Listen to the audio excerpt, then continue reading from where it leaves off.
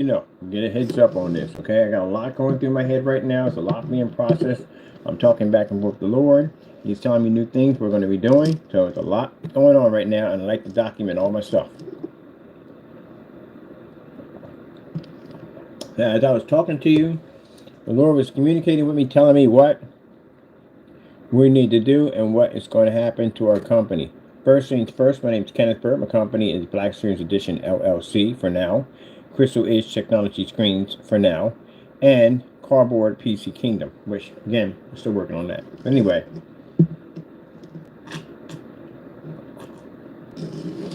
so this is why it pays to do your paperwork correctly and to not lie on your paperwork. Because we have to do something called, a buddy was contacting me, he said, what you get a new LLC for? I said, because we need one. He said, no, you don't. You do a transfer. You transfer your old LLC to your new company. That's all you have to do. And that's all we had to do. $70. It would save me a whole lot of money. Then paying the money I paid out for the LLC. There's $70 in the state of Pennsylvania to transfer my LLC to my new company. That's it. All I got to do now is just, I got the name of the company, what we want. Walk down there, bring our paperwork and everything, and then go fill out the forms, and boom, new LLC. It transfers over to the new company. And that LLC will also, too, transfer to the other company, too, because they'll all be under the same name now. Crystal Wage will be converted to the new company. The Black Series Edition will be converted to the new company. And it'll all be one entity, which we wanted it from the door. So, that's fantastic. I had no idea we could transfer. And the guy was like, you can transfer. So, it means my DBA, my licenses, all that stuff can be transferred over. I just have to go down and pay my fees, and that's it. And they can transfer everything over. My business tax wholesale license, my EIN number. Yeah. So now, look at that Nicholson. Nicholson's going to charge me $650 for a trademark. That is not bad. That's $2,500 in other places. I'm going to get a trademark. We're definitely going to get definitely a logo for our company. That's where the trademark comes in. And the new copyrights for our printed material. Under this company, it's going to have one logo for everything. So if we have a collection, which is easier when you do collection lines, and if we have to do like a collection line copyright for that section, say they're Glass Gamers, the Glass Gamers under the copyright covers the Glass Gamers in that collection line. So, yeah, it's time for us. I'm looking at Black Series Edition, and I'm like, it doesn't actually say home theater. It doesn't speak it. And we need something different. We got all this new technology coming in for 2025, 2026, 2027, 2028, and we need a change. So, yeah, we need a company's name that speaks what we do.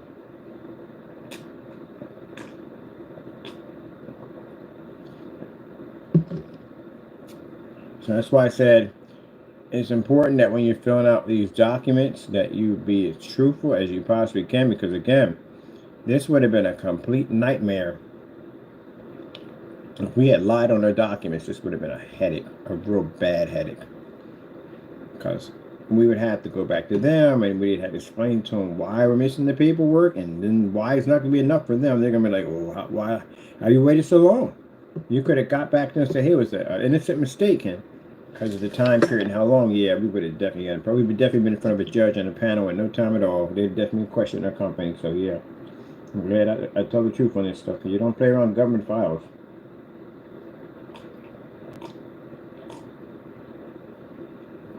So in March, we'll have the name of the new company. Right now, we're going to hold off on the shrink labels, all that stuff, until, because I'm going some demonstrations, but we're talking about going to trade shows, having our company logos. When I go to a trade show, or any form of event, I got to have banners with my stuff on it. I got to have the tables we're going to be advertising with the logo for, we're going to use in the tables ourselves. The same tables we're going to be advertising for sale and selling down there are the same tables we're going to be using for our stuff. It's going to be the same thing they can use for their stuff for advertising. So we're going to come up with a whole new product line for shows to be able to show their stuff off. Can you imagine how crazy that would be? We developed that, right? And then screen companies like Black Diamond and all of them are using our technology to advertise their technology, but they're actually advertising our technology at the same time. Yeah, tell me about that.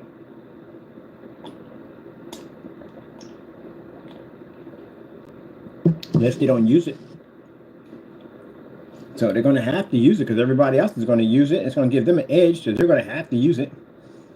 And they can't sit there and say at the end of the day, well, hey, this table was made by us. No, because we'll be in court. We'll sue the daylights out of them because, again, it's our technology on that table.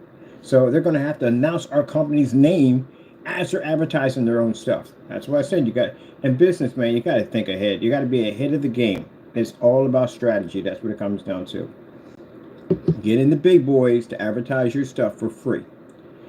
You design something that everybody wants, they're going to buy it. And especially if it gives them an edge, they're going to buy it. But they have to advertise your company. You have to say who it is. Just like if they go out there and they show up a $5,000 or $50,000 Sony, they can't say that's theirs. It doesn't belong to them. Sony belongs to Sony. They can say, hey, we got this kind of partnership with Sony, and we're doing this little thing side by side. They're going to have to talk to us first. So they're going to have to advertise our technology, which means we get into all the little booths they can get into, the high expensive, because our technology will be there, because they're using our technology to make their advertiser technology. There you go.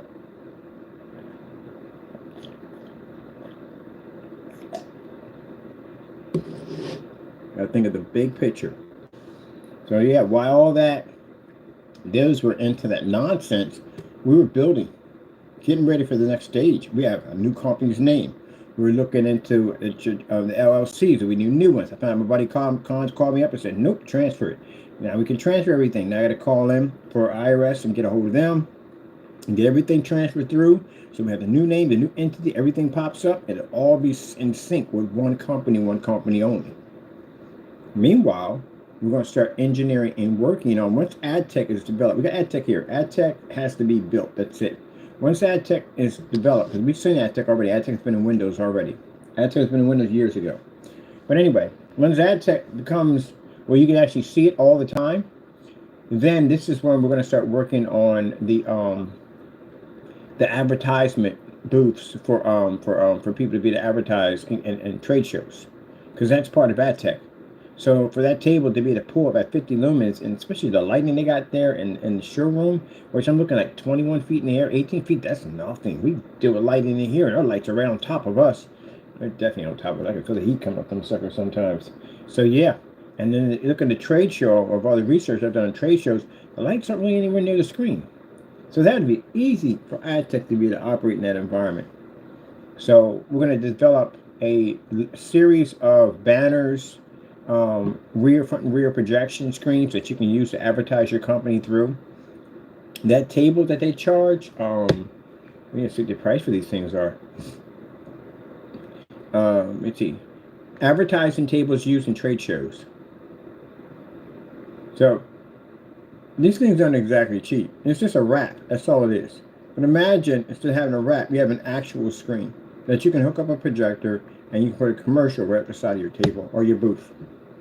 Instead of having brochures littered all over your table, you can have a brochure, and your table can open up a brochure. You can hire somebody to come in. They'll do that. They'll do the programming for it. And you can have somebody come up, and the little AI pops up and starts talking to you and say, hey, well, this is what we developed. So we develop cars, and the car goes rolling past the table. We do RVs, and RVs stopping. You see people running out and camping and all that. You can literally bring the table to life.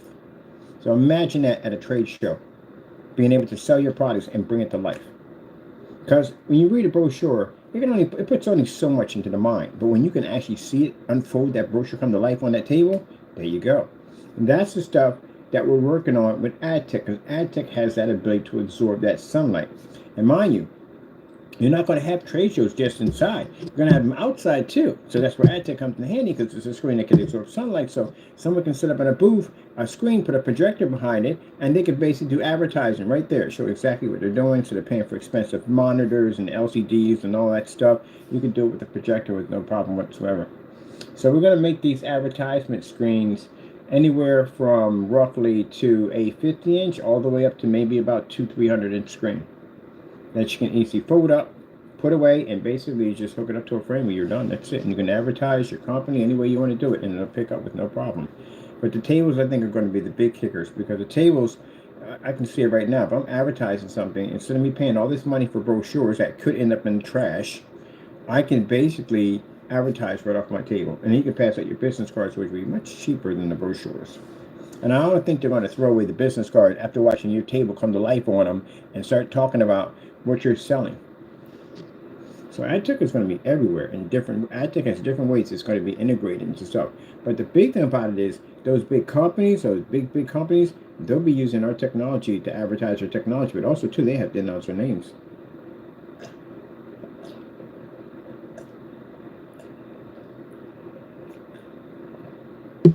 So, message to them, play nice. But keep in mind, like I said before, we know your stuff. We know all of it. Like literally all your stuff. We know it. And we have future technology already set up, ready to go, to handle anything that comes our way. So, everybody can work together, and that's what it should be. Everybody working together. Or, bottom line is, you don't want to rift in the system at all, period, because we really don't feel like going down that road, to tell you the truth. And again, like I said, we can engineer stuff extremely fast. As I said before, it takes years to develop a screen. We develop in weeks, in days, in no time at all. It would take them forever. Matter of fact, it's taking them forever right now to catch up to us. They're already working on the next stage, which is actually advertising for trade shows. We have a screen that we actually developed. This is a screen we engineered years ago. They're used for theater room setups for people who are doing like plays and stuff like that. It's an actual screen that you can actually move the scenery back and forth. Instead of you going out and pulling out scenery and moving stuff back and forth, you hook up ultra short throw projectors and you can actually bring the scenery to life. It's rear protection. We made it. So we want to integrate into everything, but we want to make it so it's affordable. Because for a company to get a screen to blow through a window at 150 inches, you have an idea how much money that costs? It's a lot of money to do it. And it's not a 100% guarantee that sunlight's not going to take it out. And we can come in there and go, okay, projectors aren't going to cost you, because you're not going to charge you up on projectors. Projectors are going to be cut off. I mean, it's very expensive. They go in there and charge you $8,000, $5,000 for a projector. Use some big boy Christie machine, big venue. Spent all that money. Spent money for this screen to do it, and then on top of that, consider the fact that it's not going to take a direct hit from sunlight. So you only have certain times of the day you can use it, or you have to pay for a huge awning outside your store to block the sunlight. I've researched these companies already. So with us, we can go in, attach it to the windows, and I can paint it on. You can take it with you if you want. And we can absorb sunlight, because we have videos showing us doing this, absorbing sunlight through a window. Projectors are cheap. The projector I used in the demonstration was it was a Sony VPL FA36. Cost me $300. That's it. You add up 300, close to $5,000, $6,000, $7,000, and that's cheap. Consider that a 50,000 lumen Christie projector. It's going to run you somewhere in the roughly the price of, you can get them under $5,000, but if you want the 4K version, you're talking about $73,000. It's not a cheap machine at the end of the day. It's a very, very expensive machine. These machines can run you hundred thousands of dollars easily. The ones that you're seeing that are $4,000, that's an XGA. An XGA will cost you $4,000, $5,000. If you want 4K, you're talking about $100,000. Imagine you need 5 of these machines to run it all around your windows, the glass and everything. So you're talking about some serious money. You can run up into the millions. We can come in and we could basically put that technology in, and those projectors would cost you under $400. Like we did with the glass in the guy's window. It cost him $400 for 2 projectors. You got a deal. And the ad tech technology, what he paid for, he paid us $1,000. That's it. The price tag was $1,400. That's all together. So yeah, XGA. That's $4,000. That's what an XGA would cost you. XGA, $4,000. 4K, $73,000 or $74,000 if you want 4K. Our technology don't require 4K because we can make projectors of 720p. It's absolutely amazing.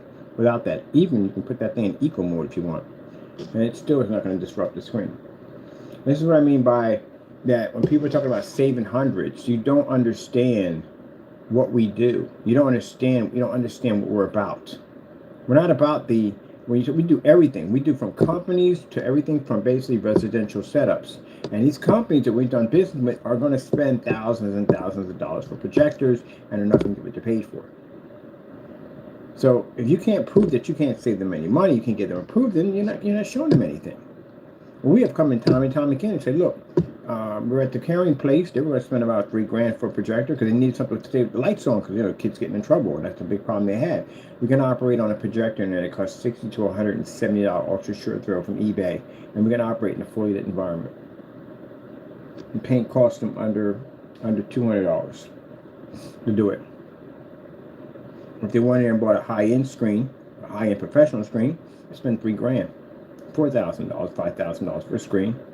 And then the projector, which you'll probably advise them to go get, which won't be one of ours, they'll advise them to get a projector, maybe about $1,500 to about $2,000-3,000. And then you have to consider exactly how much money are you in debt by already.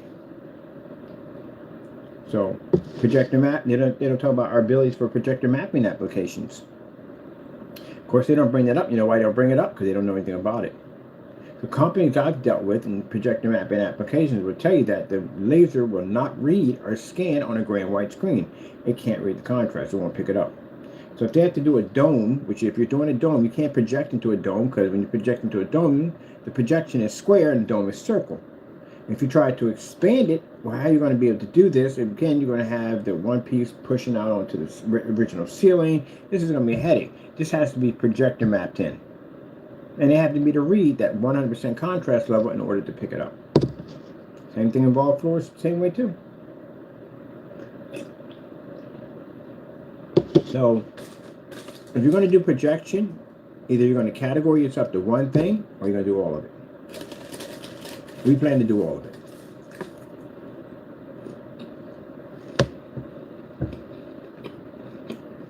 That's why I invested the money into Lifeform about the projector mapping, so I can know about it.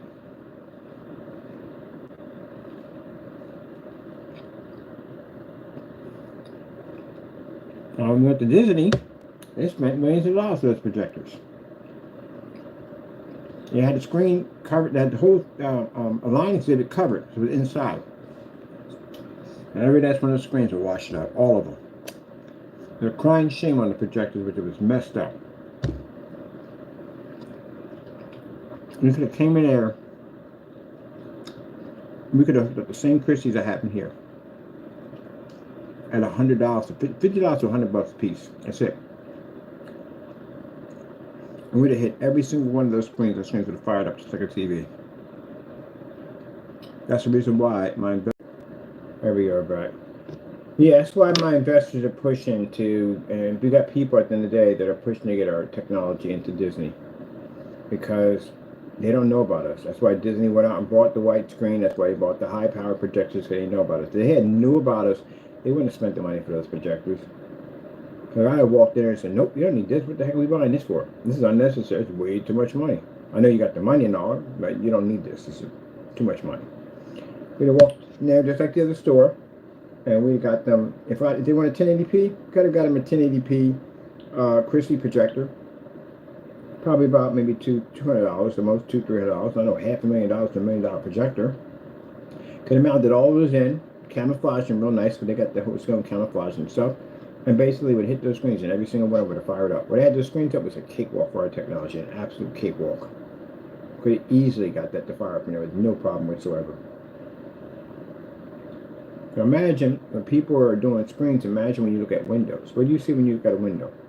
When you look at a window, you think that this is something we have to cover up with a black cloth, so if any light comes through, it's going to wash our screen out.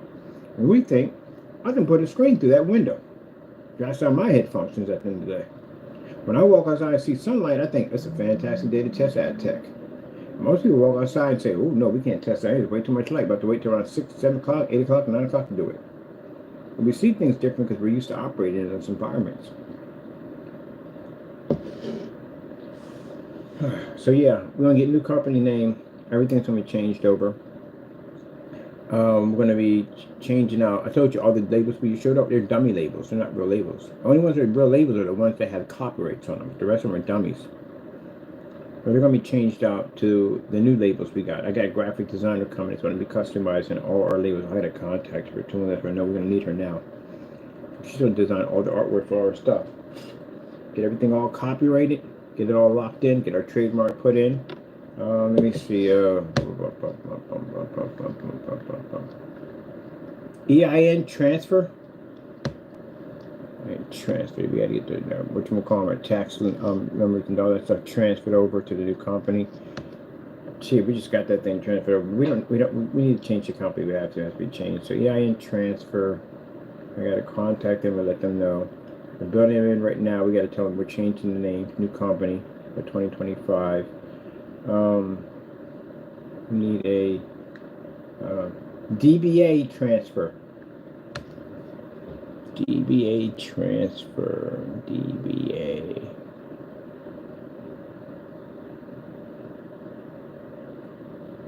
See, DBAs are for updating for license and permit. You need one of these if you're basically going to be able to sell. It's like a business license. Tell me about that. But it gives you a permit, like having a permit to be able to, like, say, if you want to do a video in the park, technically you can't do that. You can't just open up and record because this will get you fined. Or get you a ticket or whatever. And that you have to show you have a license to do it. You need a permit. So once you get the license and all that, then you have to go down. You have to go with the Parks and Recreation. The only thing with it, there's somebody from City Hall. I got the number to actually the person that actually runs it. Yep. So we're going to do a lot of projects for them. That'll help us get some free pass to actually put the screens that we want to put them at. Show them off. That'd be pretty cool. And we've already been back and forth. We're good with license inspection. So, you know, things I want to build, things I want to design. It's nice. I can walk up there and get some good information on what we got to do and how we want to set things up. So that'd be nice. So we need a DBA transfer for a DBA, and we need Pennsylvania license. That's the wrong one. We got a car license. Pennsylvania business license transfer. So we have to go through that. Transfer that. That shouldn't be hard to get all that done. So, yep. And keep in mind, to get a license, you're going to have an EIN number. You're going to have a tax ID number.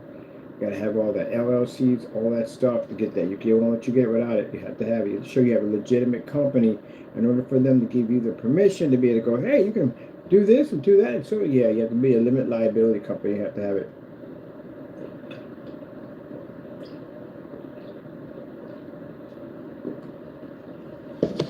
I got a friend of mine, he's a financial advisor. He was telling me that the minute I come out of the offline for a little bit and start doing business out here, and see what it's like out here, he's going to set me up with my business package. My sister does it too. She sets up companies packages where basically they have healthcare insurance and all that stuff. Those package, get them all together. She does that kind of work. Yep. So if I ever need like a package for my customers with healthcare and all that stuff, I have no idea what I'm doing in that field. But she does it for a living. She's going to set all that up for me, all my packages and everything I need with the insurance, all that stuff. Yeah, companies and all that, she locks all that in. So that is fantastic to have that. I told you, Lord, open up doors. Open up doors. We got a new company's name that the Lord just gave me. I can't tell you what it is. I can't tell you, but it is absolutely beautiful. God is good. And we got the new screen paints coming out. So, FLE will be the name of the technology for now, but the new game we have is completely different. It's a different name. And we can't say jack about it. Not a thing. Nothing. To love. That's why I tell you, at the end of the day, you see me when I'm working, and I explain to people, you know, don't worry about what you can see, worry about what you can't see. We're in the process of building an entire whole new company. A big one too. Around the new technology we're engineering.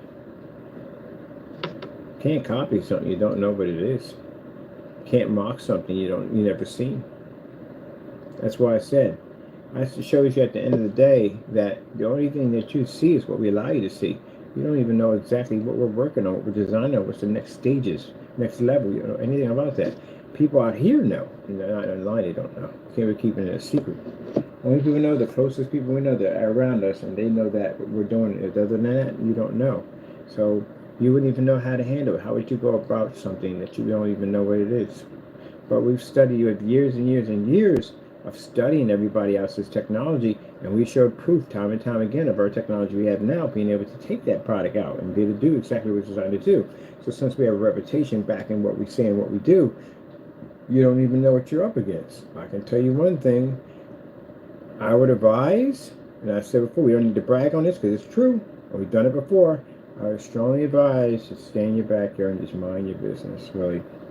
That is the best thing to do. Best thing to do. You cash that check. Yeah, I'm going to bring on some heavy influencers from my channel. People I'm bringing on board to do interviews on our product next to yours. Not going to go well. It's just not. I would advise you don't do it. You know, if you want to get your credibility up and build your company, do it. You do it showing that your product is good. That's what you do. You work hard. But if you're trying to jump off somebody or springboard off them, it's not going to go well. It's not. Just leave it be. You can't absorb sunlight, can you? Well, we can. So what happens if you stick you against an ad tech? Then what do? You can't operate. And we look at your videos of people. I'm not anybody. Not just one or two people, anybody. We look in your videos and we see you operating in dark environments, following the same tradition as the other screens, which we beat all day long. So again, as I said before, how are you going to be able to handle a screen that absorbs the very sunlight that terrifies your screen? Can't. Technology in 2025 is based off ad tech.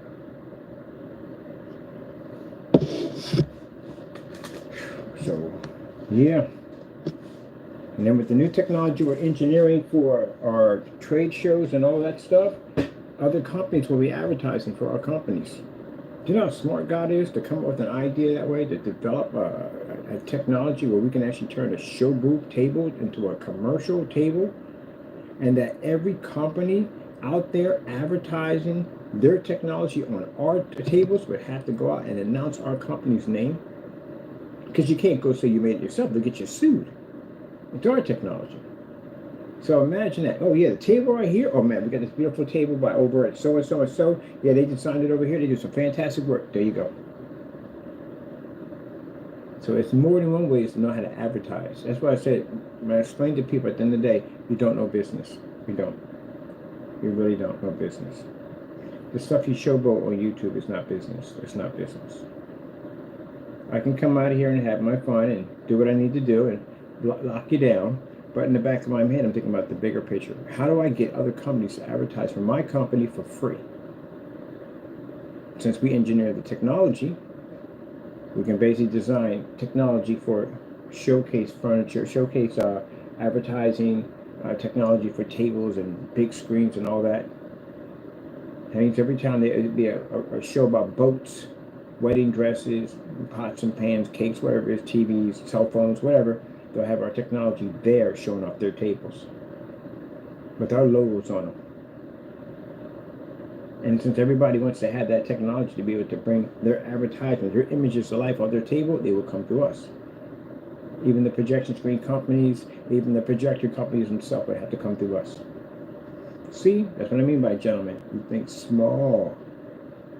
You're so worried about fighting over the technology we have. You're like the speech I give off every time I sign a contract. Why do you fight for the crumbs below when it's a full-course meal over top? You fight over the small stuff. When we're building empires, you're still fighting over small stuff. A scrap of dirt on a piece of farm in a corner, you're fighting over that. And we're just looking at you at the end of the day. Gee, should we tell them what we're working on? Nah. Now, then they would take it as bragging. No, it's not bragging, trust me. I share what an ad tech's capable of doing. That'll be bragging. I'll wipe out everything on every channel. Come just knock them out one by. That'll be bragging. No, I'm telling you what we have, which is true. If you got the biggest cannon in the Navy Yard, right? Then people are going to know you have the biggest cannon. And if you talk about having the biggest cannon, because you do have it, it's not bragging, it's just facts. That's what it is. So get ready. New change coming. For customers, this is fantastic because this ushers in new technology at the end of the day that, again, they don't have to go through that whole rat race of these overpriced, expensive projectors. People telling you got to calibrate, stuck in these dark environments and all other nonsense you have to go through. And for people who develop products, well, you'll be using our technology to sell yours. It's not a bad thing, it's a good thing at the end of the day. You make good money. Our technology is extremely good. And this will boost you and help you at the end of the day. But also, too, it'll get our company known in every branch we go into. We could have nothing to do with nothing to do with projection screens. The fact that our tables there, we do now. Like I said, they could be selling wedding dresses. You imagine on your table, you can watch a woman come out and do a little fashion show right on the table. Bam, bam, working out. You can see multiple wedding dresses right up coming off your table, just like that. And that's for table projection technology. Oh man, we go far back in that. We've got it to a point we can master it off a table at 50 lumens. We still had to do it at a projector at one point, but now we can take it off a table at 50 lumens. Projector screen table. Now when you look up projection screen table, it's interesting. It only brings up projection screens that you can actually set on top of a table. It doesn't bring up a projection screen that actually is the table. Because even they don't know what it is.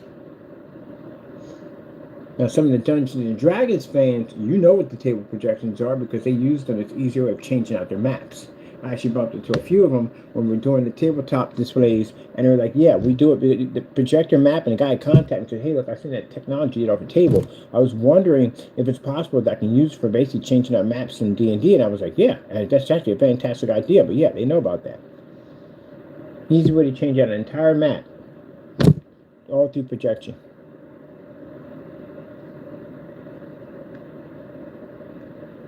I think you learn some pretty cool stuff from people.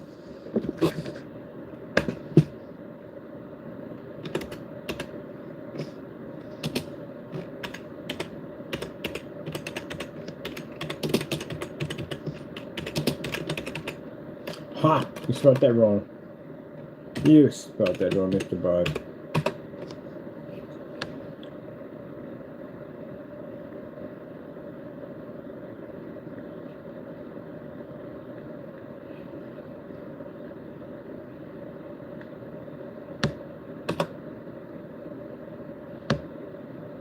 Tabletops. Tested everything you could possibly think of. We test them so we can drop lamps on them to make sure they would function. You got to run all these tests. So say if you got tabletop display at a diner, restaurant, or whatever, and they got lights right on top of the table. Is that table going to be able to function? Sure, it can. We actually did all those tests. We developed and engineered the coating that allows you to be able to put a lamp right on top of a table.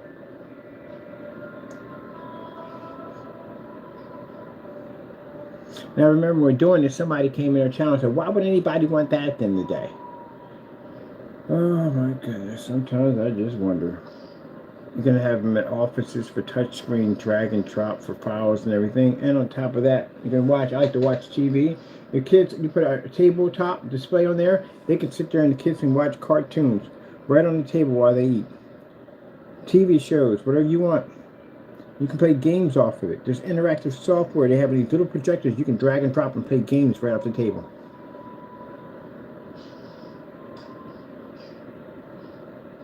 And the other application, which is showroom tables, which is a multi-billion-dollar industry. And because of the technology we engineered, you don't even need that projector anymore. We could do it at 50 lumens easily off a table with 10 times more light than this. There we go. Another one right here. This is in the fully lit environment, sitting in the max out environment. So as you notice, we see our technology change. We're going from lamps. Now we're in a table, we're in a room fully lit, no lamps. Shows you we're advancing the technology. That projector cost me $65. That's an Epson projector. You can get it for $50 now.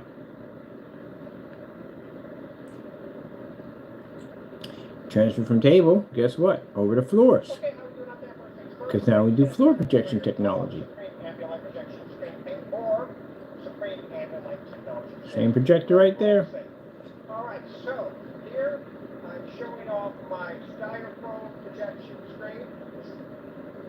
It's going to take a little bit of time. The reason why it's going to take a little bit of time is because we are getting to it. Fluid environment.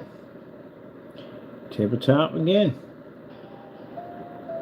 It's on an NEC Ultra Short Throw projector, price $60. I can do that in the kitchen. All that light hitting the screen.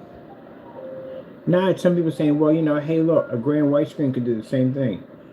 Oh my goodness. I'm trying to sit there and go, no, what's wrong with you? You can't pick up the contrast level. We're going to just show all color and white levels all day long. You know, black levels going to eventually pop up in the scene, right? No, that's not going to work. I don't care. Like I said, I can shrink that image down to maybe the size of a 13-inch TV, and I can concentrate all that light into one little corner to bring it up as bright as I possibly can for all the light in the environment. But if you can't read contrast, you can't read contrast. That's how it works. I get that all the time. People saying, but you can pick up. No. I can take that projection image and zoom in, tighten it up, sharpen it up, put it right down this little compressed image, and it doesn't make a difference. If you can't read contrast, you can't read contrast.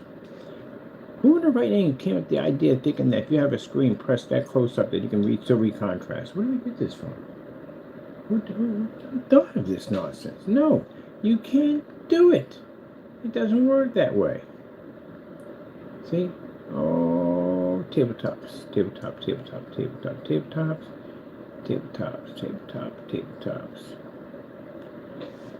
Yeah, it doesn't work. You have to have black technology to do it. Now, the gunmetals can do it because they can read a really dark contrast, so it's why it can mimic a dark contrast. So, rather than that, if you're doing 100% black, technically, you're going to use it for something like that, yeah, you're going to have to go with the black.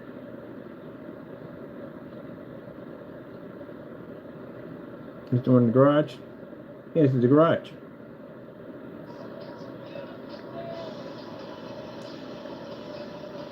There's my cell phone. So you see the image right of my cell phone, which is an OLED display, by the way. You know, I don't game off that phone, by the way.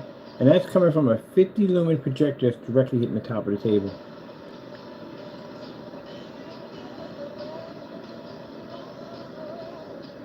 Oh, that's one of the halo lights we got to put on it. That's that light, the bright light right there. We got a 9-foot light coming in for this screen over here.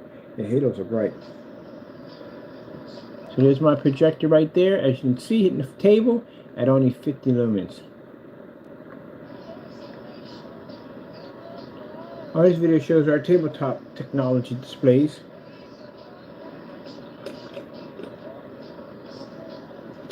So with AdTech having the ability to absorb that sunlight, the beautiful thing about that is we can incorporate AdTech into screens. Now, when you go to a showroom or a trade show, they have these monitors that they put on top of the table and it advertises their stuff. And I've actually talked to people who are doing trade shows and stuff like that, and the first thing they say is, well, the monitors are very expensive. The LED monitors are very, very expensive. They would like to have a big screen, something to show off, like a really big screen, like a 100-inch or 200-inch screen on display, and they want to put the projector behind it and have the image pushed through. The problem is the lighting in the environment damages the screen. But the AdTech can do that. The AdTech can display it. That's massive size. Now, what we use basically, instead of bringing a screen that big, actually the polyester PVC tarps that basically are clear. They can attach that to a surface, push an image right through it.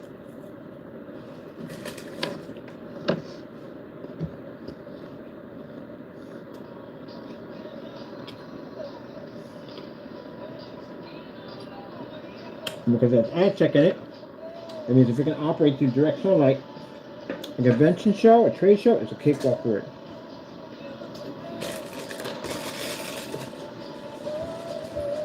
720p projector. No expensive machines required. Nothing. No expensive machines required. Hey, that's me. That's me. That's me. That's me.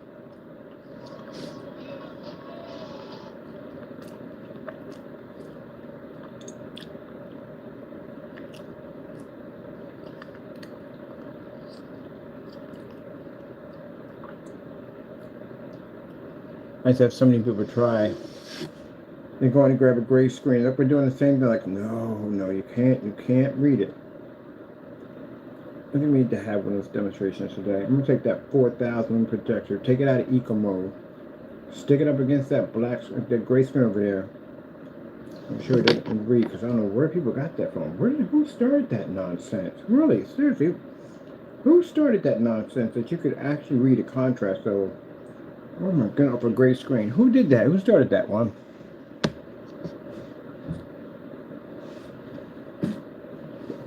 Literally, who is responsible for that one? Who started that one? And it makes it even worse. Who are the people that believe that nonsense to begin with? Good, I could have easily sold you. It was back in the 1920s. I got to which one. It was 1920s, right? The guy who sold the Brooklyn Bridge. What year was it when the guy sold the Brooklyn Bridge? 1880. Yeah, 1880. I'd have had all of them. I'd have had all of you. I'd have sold y'all just about everything in this sun. Y'all believe that nonsense at the end of the day. George C. Parker. Yep, I'd have had y'all buying the freaking. I'd have, man, he sold that bridge 50 times at $50,000 a pop. I'd have had y'all on the freaking Liberty Bell. I'd have had y'all Statue of Liberty. I'd have had y'all at the Grand Canyon. I'd have had you at the Washington Monument. I'd have had y'all on everything, man. Oh, we got a big sale today. Buy one, get a monument for free. Cause y'all, you can't say, look, this way. Where would you believe that a gray screen can read a 100% contrast level? Like, where? Did you even do the demonstration yourself? Like, you take a black sheet of paper and you stick it against your gray screen. A black is going to read 100%. If it's not matching that black screen, then guess what that means? It's not matching 100%. So where would you get that from? Who believed in that nonsense? So if that's the case, I got a bridge to say. That's where the term comes from. Oh, yeah. You must be telling me a story, because if that's the case, I got a bridge to sell you in Brooklyn. Yeah, there you go. That's where it comes from. Because this guy right here was the biggest con artist in the world, and he basically sold the Brooklyn Bridge multiple times. Con man George C. Parker in the 1880s sold the freaking Brooklyn Bridge, and now he sold the Statue of Liberty and other monuments that people bought. And these weren't people at the end of the day that. These are people that were they're businessmen. Who was going to have 50 grand laying around? How much $50,000 a day was equivalent back then? A lot of money. So anyway, you got $50,000 laying around a boat on a piece of property. He was going after freaking oil tycoons, railroad tycoons, people like that, people of high class in business, but they literally believed this man owned these properties and they bought it. It's a fascinating story. I watched the whole documentary. It is freaking insane. You would think. But then again, like I said, it's back then, you know what I mean? It's easy to get away with something like that back then. Today, there's just nobody that would ever believe in that. But yeah, that's why people sit there and say, oh, you want me to believe that? Oh, next you're going to try to sell me the Brooklyn Bridge. That's where that comes from, literally. So the Brooklyn Bridge was opened in May the 24th of 1883. And he just looked at that bridge and got the idea, you know what? I'm going to sell this bridge to people. They'll buy it. And they did. They bought it. So if you look up, how many times was the Brooklyn Bridge sold? He sold this bridge more than 50 times.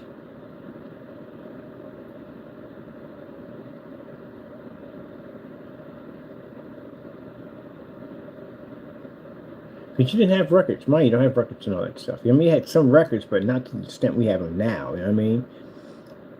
Kind of really hard to find the records on something of that size. So, yeah, you can look at the documentary. It is absolutely fascinating. But yeah, that's where it came from. He sold it. He sold it 100 times, hundreds of times. Okay, hundreds of times. So hundreds of times. How much was the Brooklyn Bridge sold for?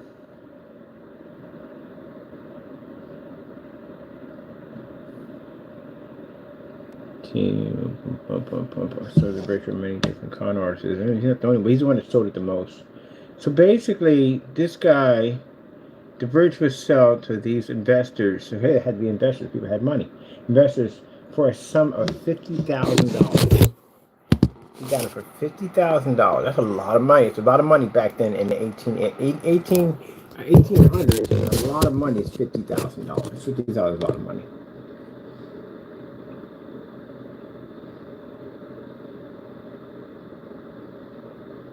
That's a lot of money. It's crazy. But yeah, he sold them to him. And he comes up there, nice, expensive suit and everything, because back then people believed in appearance was everything. So he comes with a nice, expensive suit and stagecoach and all that. I mean, looking for a lot of money.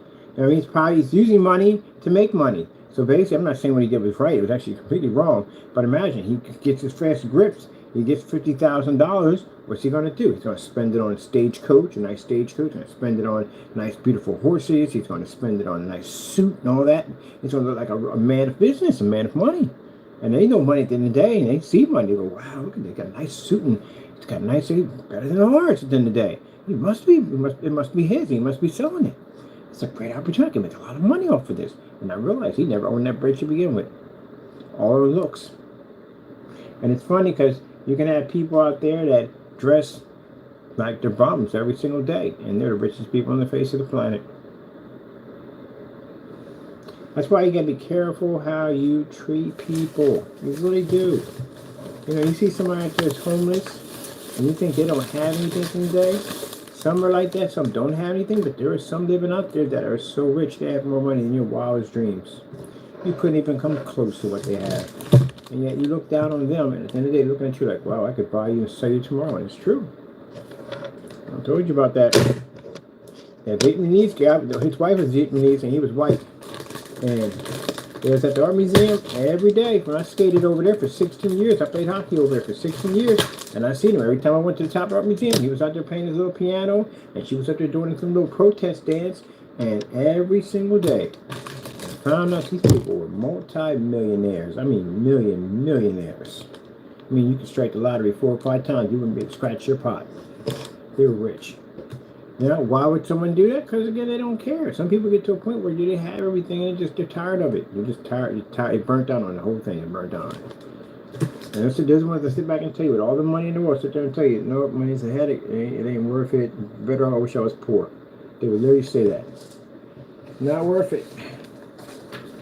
I think it's because the whatchamacallit's not there anymore. I mean, that when you got to save for a collection, it's exciting. You know, you get each piece, you get to save for, you know what I mean? Get the next one coming up, you get to save for. Maybe you might not be able to get it this time, but next time you get this excitement just to get the action figure open, like, oh yeah, that excitement, that thrill. But when you're rich, you can buy them all in one hit, and then where's the fun in it all?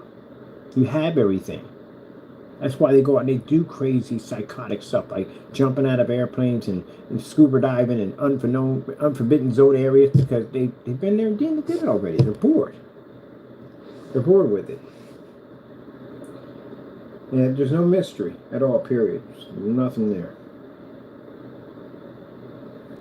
It's like reading a mystery novel from the end to the beginning. There's no mystery, there's nothing there. They get bored. They're tired of it. And then they get tired, they look around at the people that surround them and like, wow, these are nothing but yes people around me all day long. Not one person in this place is where the deep thinking starts kicking in. Not one person in this place is going to tell me anything about it, going to tell me off. Nothing. They're all going to agree with me. Every single one's going to agree with me. Every single one. And so they start burning out. Yep. They start burning out. They start snapping, losing it. Because again, they just feel like they're trapped in this bubble of just everything's fake. That's why a lot of them disappear and end up some third world country somewhere, farming somewhere, doing something like this. Is the best I ever felt in my entire life. I actually feel alive. And a person doesn't have money. It's like, oh, you don't go back and say, no, I don't care for it. I'll donate to other people. I'll give it away. I don't want it. Yep. It is like that. It do. It doesn't last. That happiness doesn't last forever with that money. It really doesn't. That's why when I get mine, and money I'm going to be blessed with my company, I'm giving a lot of it away. I don't want that stuff that's going to cause me to go nuts and lose my mind at the end of the day. Money can be a curse too. Trust me. So I plan to give away as much as I possibly make. Enough to be able to keep my company abstain and do what it needs to do. Right, the rest of it's going away to charity to help other people out. It works better that way. And on top of that, it keeps you grounded. It keeps you grounded at the end of the day. Very grounded. Oh, look at my ice feet for my freaking prick. Oh, which one over here? My PC with the ice feet. Ice feet. These things are nice. I like some more ice feet. But anyway, yeah. Keeps you grounded. $50,000. I wonder what the interest on $50,000 would be in the 18th something. I was thinking about Futurama when I was walking back Futurama that she finally thought about that guy who basically ended up delivering pizza to a lab, tripped and fell into a machine that basically froze him, and he woke up in the way beyond in the future. And I was thinking at the time he found he had a banking account. He found a bank receipt in his pocket and realized he had money in this bank, and the bank was still there, which is funny. It was still actually there, and he collected an interest on that bank. Do you have any idea how much money that would have been? He had a quarter, and that's in his banking account, and he collected interest on that bank. Jeez, he was a millionaire. That's why he bought all that stuff. He was trying to recapture his old life back again, but you can't recapture it. All right, well that's interesting to talk about that. All right, let me see. DBA with the DBA, the transfer that. What's we call them? The LLCs have a transfer. The LLC be the first to go because we can get that done. Get the LLC new domain names have to be finished and done. Email address, email kind of everything. All right. So we have to redirect all the emails now. Kind of figured out why. There's a reason why I lost the business card at first. The time for change is coming. Yeah. The reason why we're doing this is because, like I said, new technology, new change. When I look at Black Series Edition, like I said, it doesn't really scream home theater projection screen to me. So I need to change all that.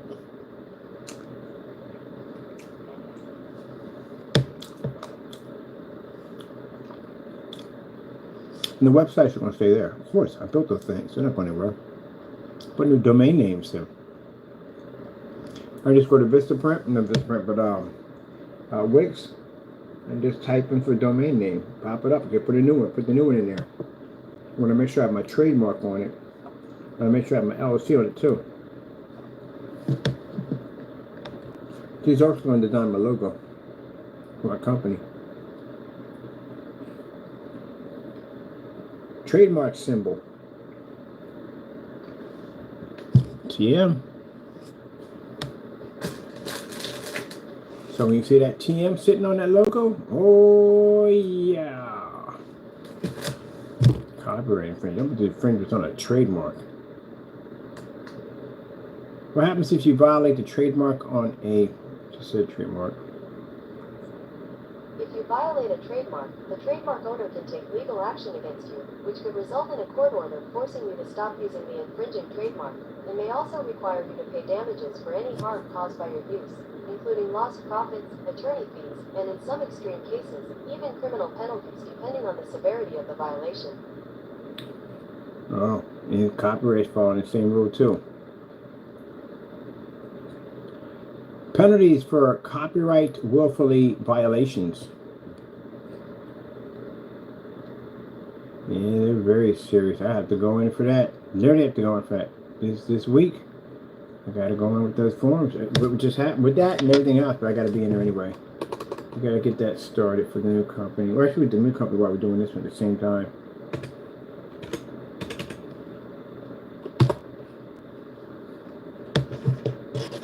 Willfully. That's a whole separate section. Willfully. Penalties for willfully. These carry heavy charges. You have two types of copyright infringements. You have first ones are basically basic, and then you have willfully. And willfully means you did it on purpose. Your intentions were to do it on purpose. They carry the more heavy ones, more like basically 5 years in prison, fines up to $250,000, civil penalties somewhere up to $750,000, $30,000 per infringement. And we're going to get nasty. So if you did basically one, you're talking about roughly how to do all this stuff.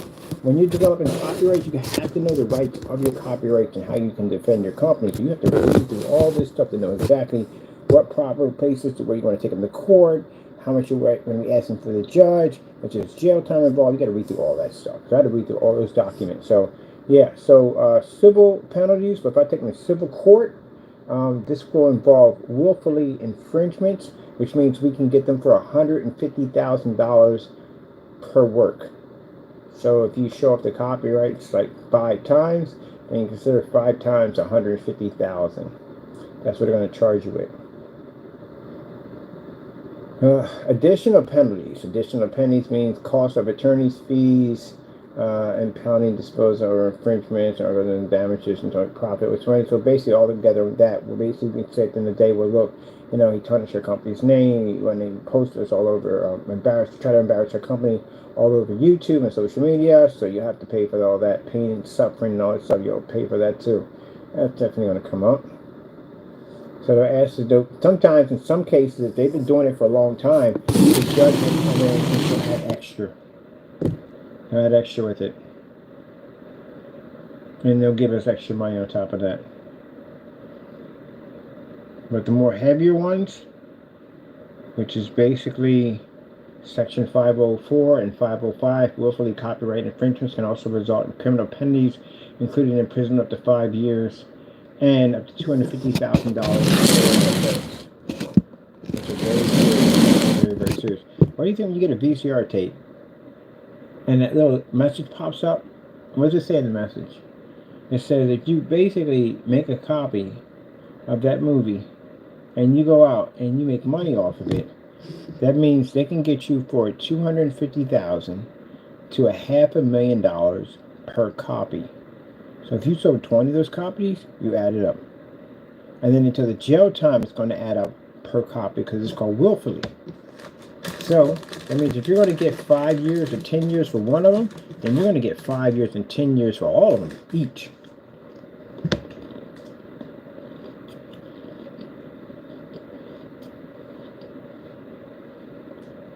In 1852, someone started the copyright infringement penalties. That's where they started it.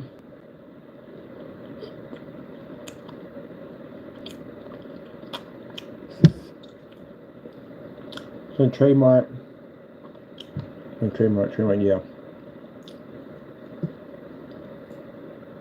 How much jail time can you get for trademark violations? Jail time for trademark violations is possible, but it's not likely unless the violation is severe. Trademark infringement is usually prosecuted under civil law, and the penalties are typically less severe than for criminal copyright infringement. So you see what I mean? Less severe. Copyright's a joke. You do not want to touch is a copyright. Last thing you want to do. Less severe. So we do a trademark, right? A trademark, most likely, you're going to get sued. That's going to happen automatically. Go to jail on it depends on how bad it is. But the copyrights, on the other hand, carry more heavier penalties. So not like it's usually prosecuted under civil court. Under civil law, and the penalties are typically less than served than for copyright infringement. So copyright infringements, you get more for that. A lot more. I mean, a lot more. So, all right, people, I tell you, it's shaking my head down. So I said, lawyer there when I walked in the door. I said, all lawyers in here all day long. I bought the lawyers all day long. And, man, they said, how's your case going? And I said, it's getting there. I got to go down and I got to go file to get this started in January. So they were like, yeah, well, it sucks for him. That's what they said, because he's going to go to jail automatically. Can't get out of that. Can't get out of it. He's going to go to jail automatically. That's why they said sucks for him, because he's going to go to jail. They know he's going to go to jail. Can't do that. Copyrights are real serious, man. You mess with that, you're really in a lot of trouble. A lot of trouble. People doing some crazy stuff at the end of the day. Like I tell people, when you go to shows, or people be selling T-shirts and all that stuff, you know what I mean? There's people from the company down there walking around on the floor looking for people who's bootlegging and copying their stuff. And they'll go up there and they'll buy right from your table. You would never know. And they'll go, wow, man, this is really nice. I like this, man. Never knowing that you actually bought from the company. Like, wow, it's almost like a Nike shirt. It's just like a Nike. Wow, this is really good craftsmanship. Yeah. And then they'll take that same shirt and you'll see it in court. Yeah. Can you point to the person who you bought the shirt from? Right over there. Bought it from him. Here's the receipt and everything. Yep. Yes, they will. And I say, like, well, how many did you see out there? Well, it must have been counted on the table, maybe close to about 50, 60, 100 of them. and he's been selling quite a bit because the cash register was full of money, so he sold quite a few of them. You hit willfully. That's what you literally just hit. You hit a willfully copyright. That's the worst you can go through. The willfully copyright. The willfully copyright violation is the worst. A willfully copyright violation is considered the worst type of copyright infringement because it means someone knowingly and intentionally copied copyrighted material, which can lead to significantly harsher penalties like higher damages, potential criminal charges, and legal fees compared to accidental or unintentional infringement. It is the worst one to go through. So, I know myself at the end of the day. I do my research. Anything that I sign up, like trademarks, I'm reading through everything through trademarks right now. Everything there is. What are my rules and stuff? If someone touches them, how do I about taking them to court? What do I need to know? Everything. I study everything. So the first thing I did, I studied about copyrights. And when I found out willfully is the worst thing you can be hit with. Because that means that you knew what you're doing 100%. And what's worse about his case is we literally have pictures of him making statements on it saying, these are mine, this belongs to me, oops, I did it again, this, that, and the other, writing scammer across them and all that stuff. Yeah, when I tell you that he's not going to see the light of day anymore, I am not joking with you. Because even the lawyers downstairs are saying, you know, I was telling him how much time you think he's going to get. The guy was like, he's going to spend the rest of his life in prison.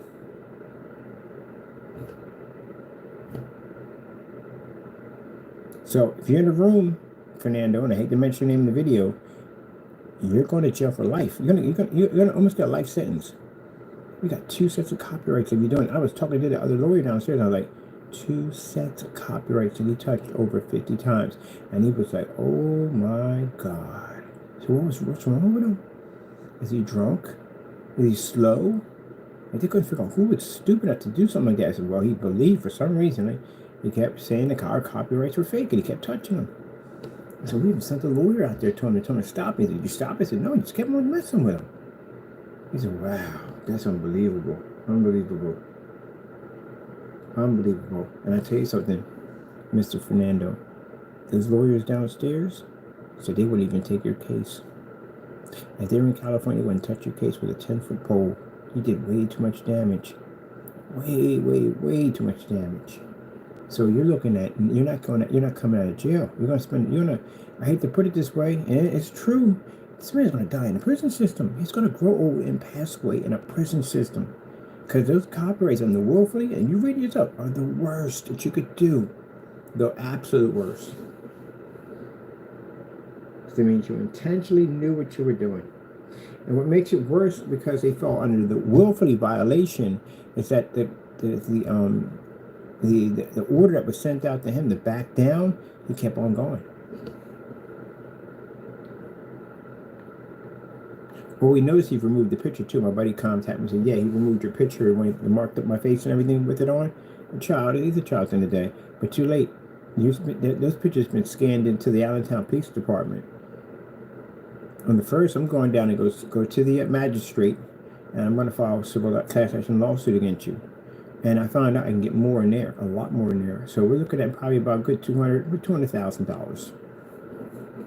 And my family's coming down because my sister's in that building, and the owner's coming down, and they want your arrest. They want you arrested because you posted their address, you posted his building, and there's other people living in that building besides them, and you put their lives in danger. So they want your arrest. They're requesting for you to be locked up. They want your arrest. They want you behind bars. So again, I told you, stop doing dumb stuff. You don't listen. But yeah, willfully. Yeah, it's bad. It is really bad. Really, really bad. Penalty with no charge. Severe cases, willfully infringement. Large scale to disciplinary criminal charges against the offender. And I'll tell you something, why he also acknowledges this, and I'll tell you why. Because in order for you to find where I had my copyright sent to, the only way that would be possible for them, my copyrights, to find my copyrights where they were sent to. The same copyrights that weren't supposed to exist, that I made up. He was able to go into a government facility on records and pull up my copyrights that weren't supposed to be existing and try to find that information. And the fact that my copyrights popped up showed that they were on file with the United States government. And those are the same copyrights that you went in and tampered with, both of them, multiple times, that now carry under the law of willfully, which means you may get 80 years for each of the violations, which adds up to 160 years in prison. They give you 5 years an offense, say 5 years for each one, right? For each one you touch. And we counted 63 in one of them. So you add it up, 5 years, and they break this down to 5 years, right? 5 times 60. You got 300 years in jail. That's at 5 years for each one. That's how many times you touch my copyright. It's like 60 times. So you're talking about roughly 300 years, and that's just one of them. You still got the other one you touched. So you're done what, 600 years in jail? No one lives that long. And people don't even live to 600 years. And we all know that from the door. So, they spend the remainder of his life in prison. And there's no way to get around this. Can't get a lawyer to get around it. It doesn't work that way. The lawyers in here will tell you from the door. There is no freaking way to get around those things at the end of the day. No way at all. Why do you think the minute somebody posts copyright claims, they try to get into court and try to get it settled, get it taken care of, well, we'll pay you whatever. Here, take the money, whatever, because they don't want to go to jail. Now, we're talking about $250,000. That's the highest we can get out of you per offense. So we got 60 times 250K.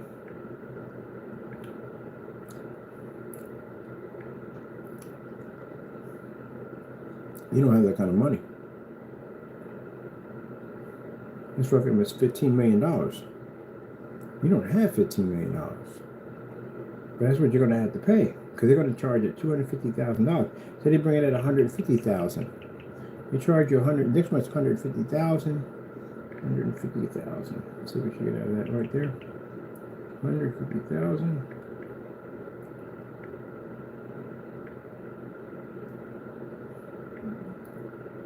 Oh, forget it. That's just insane. 150,000. So it's not too bad. That's $750,000. Yeah, that's $750,000, and that means on top of that, you're going to have to pay the other one too. So again, that's roughly in the $1 million range either way. So we start 1st of January. We go file. We begin the process of it all.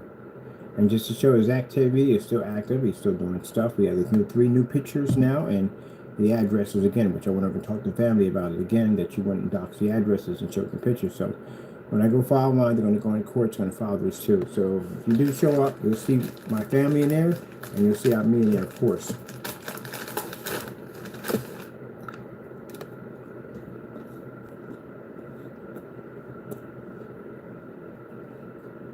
We've got passion, we've got determination. Like, and if we set our sights on something, you better believe it's happening. Okay, hi again, Attorney Steve Bondurant, and welcome back. We are talking in this video about what is willful copyright infringement. All right, let's get moving. All right, disclaimer, general legal information only. You can read that. It tells you all you need to know. Let's move on. It can be intentional, meaning you intended to download music in violation of the rights of others. You have copyright holders that have their rights. You intended to violate those rights. You knew it was wrong. You knew a license was required and you didn't get one. Okay, that is intentional. That is knowing, our first two. But willful can also be, this is per the case law. A lot of the federal case law you see will talk about this. Reckless disregard of the copyright owner's rights. Reckless disregard. That means you just don't care, you don't know, you're not gonna look into it, you're gonna turn a blind eye, as we say. Those kinds of things can be considered willful as well. Okay? Now, why is this important? Well, willful If it's proven that it's willful and you have a registered copyright, the owner can seek up to $150,000 in statutory damages per willful violation per work, okay? Per work. So that can really get expensive. Yep. The liability can get huge. Plus, they can also go and seek their attorney fees, so they can get outrageous on the liability if they can show willful. That's why when we're defending cases, a lot of times we're looking. That means I can hire a very, very expensive attorney, knowing that we will win the case due to the fact that it's willfully. And because your LLC sits on that building, guess what? We're suing your company. So the guy who faked to be the landlord, whoever he is, just let him know that because the LLC sits on the building, we are suing Fernando's company and himself. So anything attached to that LLC, we can take with it.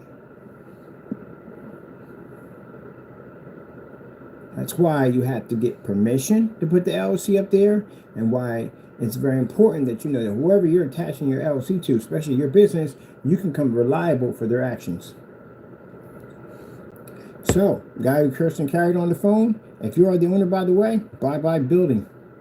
To show that it was innocent or negligent or wasn't thinking, but did not rise to the level of intentional, knowing, reckless, okay? The fourth one on my list here, failure to defend cases, okay? The fourth one rises to the level. That's why when we're defending cases, a lot of times we're looking to show that it was innocent or negligent or wasn't. That's not going to help. Not rise to the level of. See, he says that they tried to show that it happened by accident. Like, hey, look, I accidentally hit your copyright by accident. It wasn't intentionally, you know what I mean? So forth, so forth. Those are the ones that pretty much don't have to worry about that nonsense. They might get a small fine, some nothing at all. But Mr. Fernando, we can show videos, recordings of us having conversations with you, and you constantly attacking and writing all over them and calling us scammers and defacing our copyright. So yeah, you are definitely going to get hit. There's no way around this. So no point in hiring a lawyer. Of intentional, knowing, reckless, okay?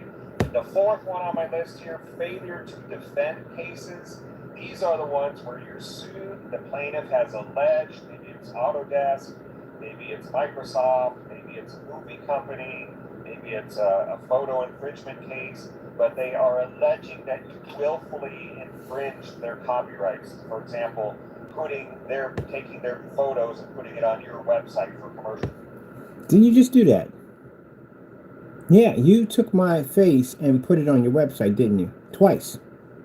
Ah ha ha. That's a copyright. My face is my copyright. So when y'all use my face without my permission, that's copyright. I'm the only one with this face. And that being said, guess what? The rest of you guys that were caught doing that, you're being sued for copyright infringements. A lot of money in jail time. Told you, I know my stuff at the end of the day. Come on, I gotta know my stuff. I paid for this stuff at the end of the day. That's why Lewis was shaking their heads like, oh my goodness, like really? Yeah. Commercial purposes. Failure to defend. If you get a lawsuit, you don't defend, it turns into a default judgment. The court will consider in most cases that the allegations made in the complaint are true, and therefore by not responding to the willful allegation, you are admitting it, okay? So you're admitting that it's willful, and that is it by default. So even if it wasn't willful, if you don't defend, you can find yourself in the same hot water, okay? Case on. You guys, we got so much evidence, and y'all don't even show up. Don't even bother showing up, because there's just no point. There's just no point. You just don't show up at all. Don't even bother. What are you gonna do? You're gonna show up and watch my name and my on your website. You showing my faces on your website. Oh, I got all three of y'all doing it. Matter of fact, all four of y'all doing it. Matter of fact, all five of y'all doing it. I got y'all doing it. I got pictures of everything. So yeah, good luck on that one. Oh yeah, leaving the room would be the best rest for them right now. They're in trouble. Autodesk versus Flores. Here was a case. I love this one.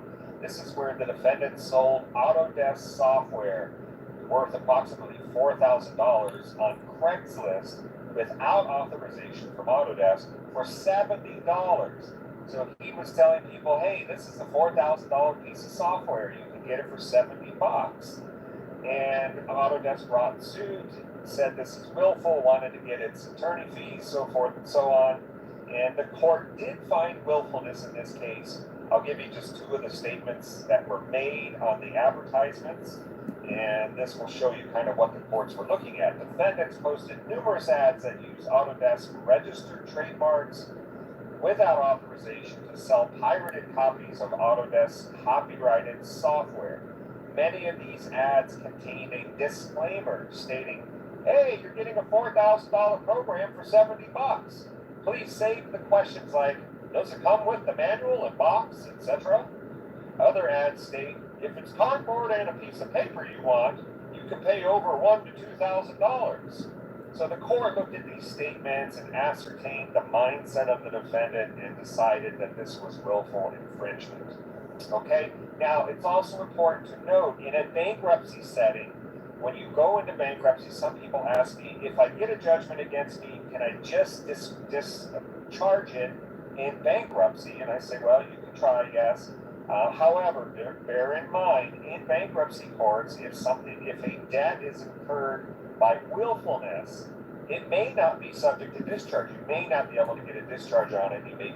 See how bad this is? It's really bad. So bottom line is, you can't leniency to help you out, any banks or something to help you out, because bottom line is you made this mistake by accident, you know what I mean? They're more likely to try to help you out in this situation.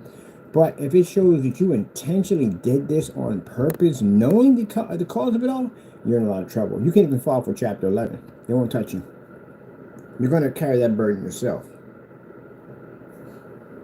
Hope you're ready for this. Be stuck with the debt even after you get out of bankruptcy. So this is important to know. However, there is some case law on this. I think it was the Bosmos case. That's what I'm trying to remember. But it was a case that said willful for the purposes of bankruptcy are different from the willful for the copyright purposes. So these are two different standards.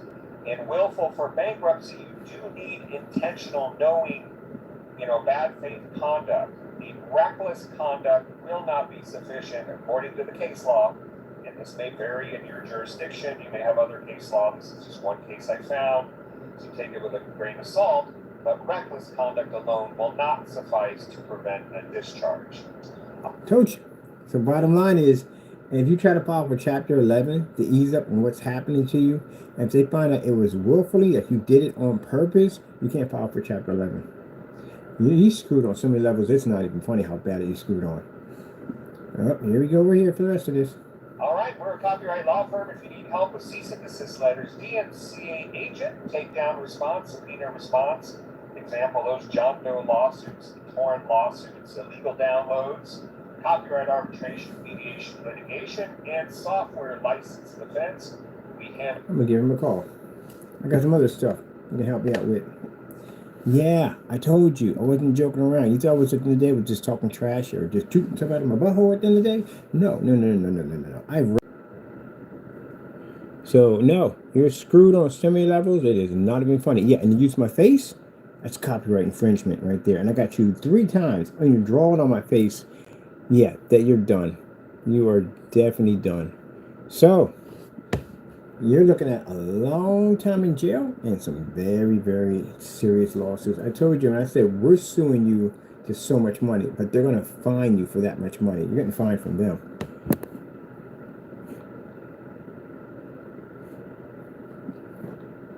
And we got, this is the lighter stuff they had in there, where the guy still got hit. Because he went out there and he found some software, which he shouldn't have did. He didn't have the proper licenses, and he took the logos and made money off a company's name. He didn't pay him any royalties, Frankenstein. Didn't pay him any royalties whatsoever. Not a thing.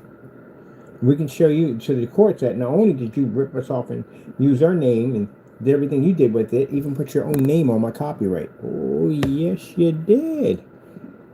Put his name on our own copyright and try to claim it as his own.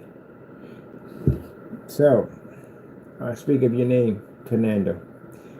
I am dead serious when I tell you that you're going to spend the rest of your remaining life you have on this earth in a prison system, and you are going to pay us so much money. There is no way in the world you can pay me all that money back. Impossible. You're going to owe us millions of dollars. I can go to any lawyer and they'll take my case. Any lawyer will take my case. It'll be expedited down here to Pennsylvania, and you'll stand trial. And anyone else who used my face without my permission, guess what? That's my copyright. Did you know that? Yeah. So use my face, put on social media, and we got proof of it. We've got y'all email addresses attached to stuff, y'all websites and YouTube channels all attached and using my face. Like you, McAfee, you use my face multiple times on your YouTube channel. So guess what? Yeah, hope you got that my money, because you don't have to pay it. And yours in the millions. As a matter of fact, all of you are sitting in the millions of dollars.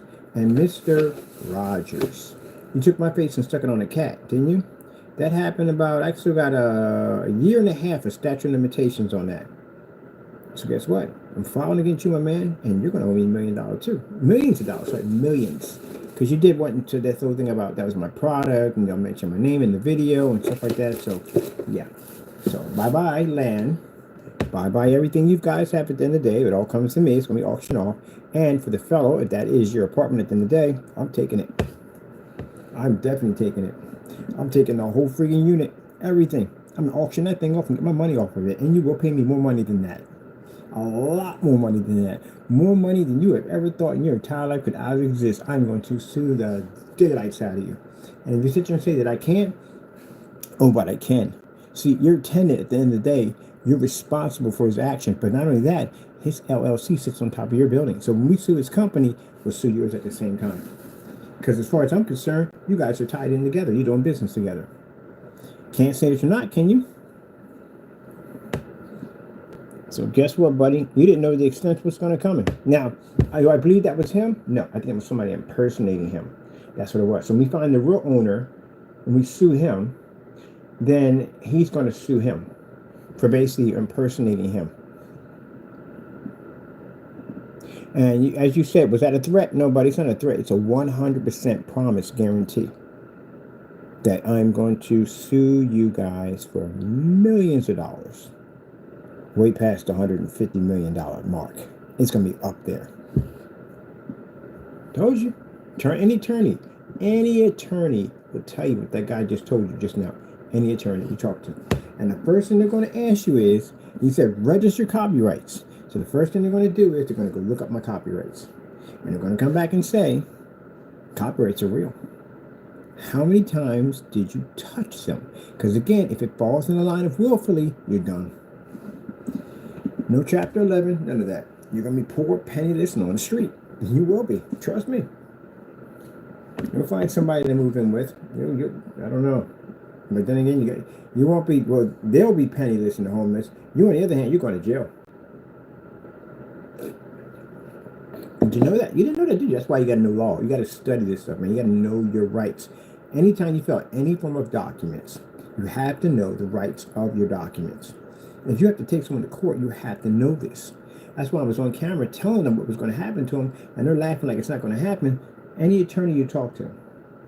If you notice, Jamie didn't realize that, yeah, flashing someone's face and disfiguring it, yeah, it's defamation, but it's also a copyright infringement because your face is your copyright. Did you know that? You didn't know that, did you? Yep, it's your copyright. But see, the guy, the way he was talking, he was saying, he was talking about lighter stuff, but still can get you hit with willfully. But what Jamie did, Jamie went into our copyright and wrote his name over our copyright and made it like it was his. There's no way around this at all. And even he's a criminal defense attorney. So he's trying to say that, hey, we try to make it look like he's a good person at the end of the day. There's no way around to fix this for you, man. That judge is going to get up and scream at you. I'm going to guarantee you right now. She's going to say, you lost your freaking mind? What is wrong with you? I guarantee he's going to get yelled at. Yeah. Because even the lawyers down there were thinking that maybe he was slow or something was wrong with him. They thought maybe he was, he was slow. Because who's stupid enough to do something that dumb? Apparently him. And the rest of them. And to remind you, when you did Crowcast, we have an image of you using my copyrighted material as your thumbnail. So guess what? Those people that were involved in Crowcast at the time were doing it, you're getting sued. So we can show all you've been tampering with my stuff. On top of that, it makes it even worse. The copyrights are right there for everybody to see. It ain't like you bump into it and say, oh, I didn't know it was copyrighted. It's right there on the website so everybody can see it. Oh man, this is gonna be a wonderful day. It's gonna be a wonderful day. When this is over and done with, and they cart these guys off to jail, and we go execute judgment and take their stuff, I'm gonna go out to eat. That's what I'm gonna do. I'm going out to eat. You won't be eating where I'm at. When I'm sitting there at that restaurant and I'm ordering my food, you're gonna be in a prison system. That's where you're gonna be at, and your stuff's gonna get collected. And I'm gonna sit there in the restaurant. I'm gonna have myself something to eat, something nice. Probably get me a filet mignon. I haven't had a hamburger in a long time. Really nice, rich hamburger. Something like that. Time to take the family out to eat. Let's go out there and chill, enjoy freedom. But they can't get mad at anybody. They did it themselves. Who's dumb enough to do something that stupid? And on top of that, it makes it even worse. He got a letter from a lawyer telling him to back it down. He still continued on. That judge is going to lose it in there. She's going to snap. And judges got it. They're not saying they're short fuses, but when they see dumb stuff happen over and over again, they're going to lay into you. I can see that conversation right now. I literally can see that conversation right now. She reads through all those documents and she sees the picture after picture after picture after picture after picture after picture after picture. She'll look at you like, have you lost your freaking mind? Do you know that's a real copyright you just touched? Yeah. No, Your Honor. In fact, we got emails right here telling us that they're not real, that we're fake, we're scam artists at the end of the day. She's like, Mr. Fernando, these are real copyrights. I've been to this before. I've sued people for touching my copyrights. So I know this. I've heard these conversations before in a courtroom. Literally had a guy got screamed at by a judge because he used the copyrights 13 times. Oh, they screamed at him in that courtroom. He broke down and cried. I didn't know. It's too late for that now. We're in courtroom now. Should have handled that one. Was out there. I told you to back it down. He cried. I don't know. He went to jail for that nonsense. He got locked up for it. You can't be touching them things. I was trying to explain to you. Don't touch them. But we sent you a lawyer. And we sent him out a lawyer, Your Honor. He still continued to touch him. You mean to tell me after they sent you out a lawyer, you still continue to touch his copyrights? They're going to ask him why. I want to know why, Your Honor. I definitely want to know why. Because he told us we're scammers. Everything we have is fake. That's not even real. Oh, they're going to look at you, man. I'm telling you. You're not going home. I tell you that much. You are not going home. She's going to call bailiff. Bailiff's going to come behind you. They're going to put your hands behind your back. They're going to handcuff you. And they're going to walk you back out. They're going to put you to the process center that you have to go through. They're going to put you up into prison, the holding cell, and you're not getting bail. Chances are you're probably not going to get bail. Not with that many accounts you won't. And on top of that, that's not the worst of it. Once they go through that, they're going to find the rest of the documents we have on you, like the criminal charges and all that crazy stuff we have on you, and doctoring addresses and all that stuff. Yeah, you're not getting bail. They're going to deny your bail. Probably take you before a cyber judge. So you'll be sitting in that cell on that painful freaking cold floor, or that bench, one or the other, eating them big, thick cheese sandwiches. We all know what they are. If you've ever been there before, you know about the thick cheese sandwiches. And then they're going to basically, when you see the cyber judge decides whether or not, or sometimes the cyber judge, I had a cyber judge, they decide whether or not you can go home and get bail. But he's going to be over here in Pennsylvania and bring you over here. And if the judge says no, you know what's going to happen? You're going to stay here. You're going to stay in there. And they get ready, process you. That's a holding facility. They process you. They're going to send you upstate. Depending on where they're going to put you at. In prison, they're going to put you at, or what jail you're going to be in. Because you couldn't get bail, that's where they take you at.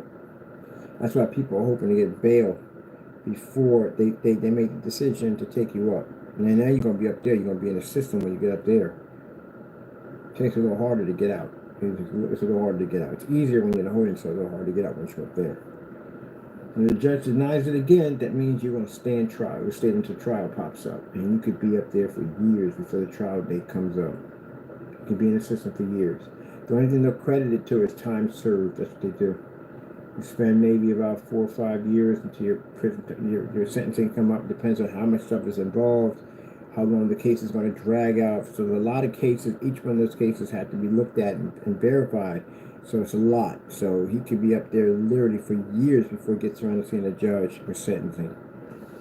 That's how bad it is.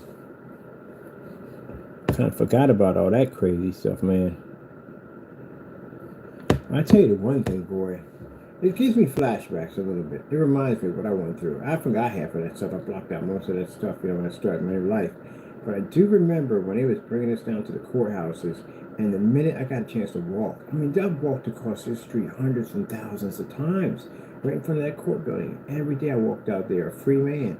And this is the one time I happened to cross that path in shackles. It's mind-blowing when you think about it. And I watch people walk into that courtroom, to the back way. They bring them down the back, and that's where they bring them through there. They don't take them up to the front. You know what I mean? They never do that. They take them to the back, and that's where they escort them underneath. And I walked past that section over and over again, hundreds of times. Never thought a day would come that I would be walking into one of those buildings. Life is crazy that way. And then, when I got out and was free, I walked past that building again. Just to remind myself, don't ever do it again. Don't ever do it again. You're free now, again. It's an interesting play on the mind. It really is. It's crazy when you think about it. It's mind-blowing. But you walk out there and you're looking at the park across the street, because it's over there where the art museum is at. Up in that area around there is where one of the places where Jubilee was at. And I'm looking at all these places where I used to skate and jump and laugh and hang out with my friends and talk and have fun and all this stuff.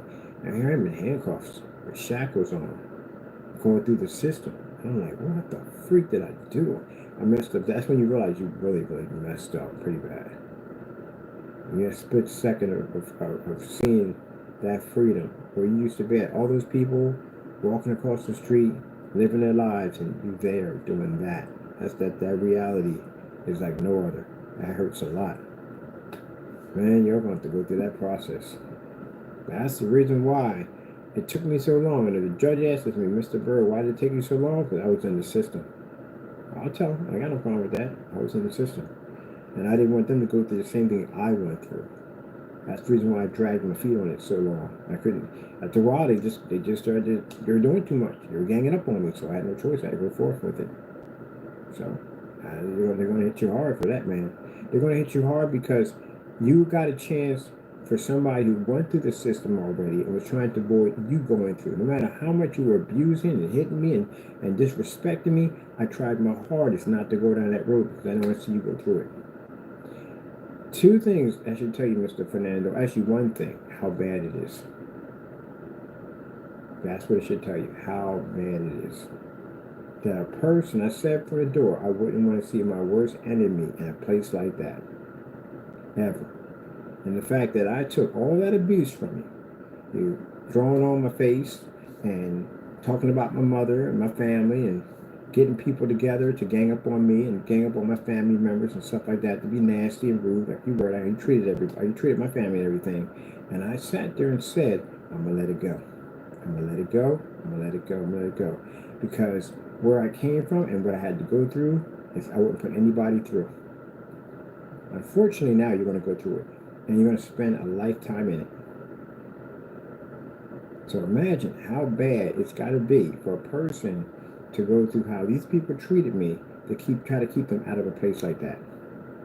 That's like me trying to hold you up to keep you from drowning in water, and you're stomping on me. And I'm trying my hardest to keep you up afloat so you don't drown. I'm under the water already. I'm already drowning. I'm trying to keep you alive, and you're stepping on my face while you're doing it. That's what you did.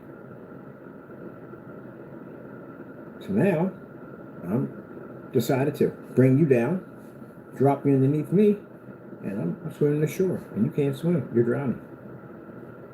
That's what you got yourself into now. Better way of metaphor putting it. That's where you're at now. So imagine how horrible it must be in a place like that. The stress mentally, physically, how it basically can mess with your head. Some people go mad and they go crazy, lose their mind in there. It's crazy in there. That somebody was willing to go through that, all that you put me through, to try to avoid putting you in that situation. It's bad. It's very bad. And you're about to see what it's about. Forget what you see on TV. And that doesn't do justice in no way whatsoever. It's not even close to it at all. Forget that crap. And even reality TV really doesn't show what goes on in that place. Yeah, you're going to find out. All of them are going to find out. It's bad. Really, really bad. Let me see. Really, really bad place to be at. This is Mr. Fernandez touching our copyrights. This is what's in the computer system. Over at the police, CCB, all of them have this. This is him abusing our copyrights. And the copyrights are out in the open because they're going to ask me, Mr. Berger, where the copyrights were when the copyrights were tampered with. And Your Honor, the copyrights were directly on our website for everybody to see. That you can type it in. Doesn't make a difference what my domain name is. That cube is going to pop up. That's our cube right there. And that's my copyrights for everybody to see. Now, when we get done hitting you guys pretty hard, then we're going to file a multi-million-dollar lawsuit against Wix. Because Wix, we can show documents of us talking back and forth, explaining your website and the problems we were having with you. And Wix had ignored that nonsense for 1 solid year to allow that nonsense to accumulate. Under Wix contract, if anyone's caught touching your copyrights, they're supposed to take the page down. And Wix actually failed to take the page down, and the page stayed up. After showing them multiple documents showing that our copyrights were legit, they refused to. And now they're being sued. I can't tell you for how much, but it's going to be a whole lot. Put it this way, I could die 40 times over and I still couldn't be poor. It's a lot. It's a whole lot. A whole lot we're about to be sued for. And I got a bunch of lawyers in here that are willing to take that case because they know it's an open shut. Yeah, it's a whole lot.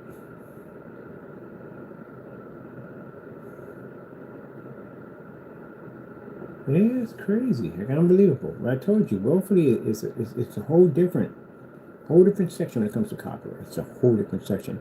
Trademarks, you can sue people for trademarks, but the copyrights are the worst. They're the absolute worst. You don't want to go through one of them. That's why YouTube gives you a copyright strike. Remove it. The minute the copyright strike pulls up, get rid of it. Remove it. Because again, it's kind of like YouTube is kind of in a way helping you not to get sued big time. But they could hit you. They could. But during the YouTube platform, YouTube talks, someone say, hey, look, we get something 3 strikes, they're removing it. And most companies are happy with that. You should remove it. You're going to remove it 100%. Now, if you decide to fight it, and you know you're in the wrong, then they're going to get you. I mean, it goes to court. You have to take them to court, YouTube steps out of it, and it's between you and them. I'm not sure you're getting in trouble with that nonsense.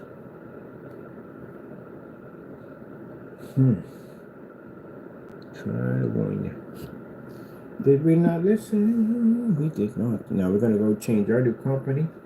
Got a new name, trademark, copyrights, all that stuff coming for all the new stuff. We got the graphic designer coming in. So you'll get our new wraps for our cans and stuff. We got new containers coming in. Everything new for 2025. And these guys are gonna be in the system.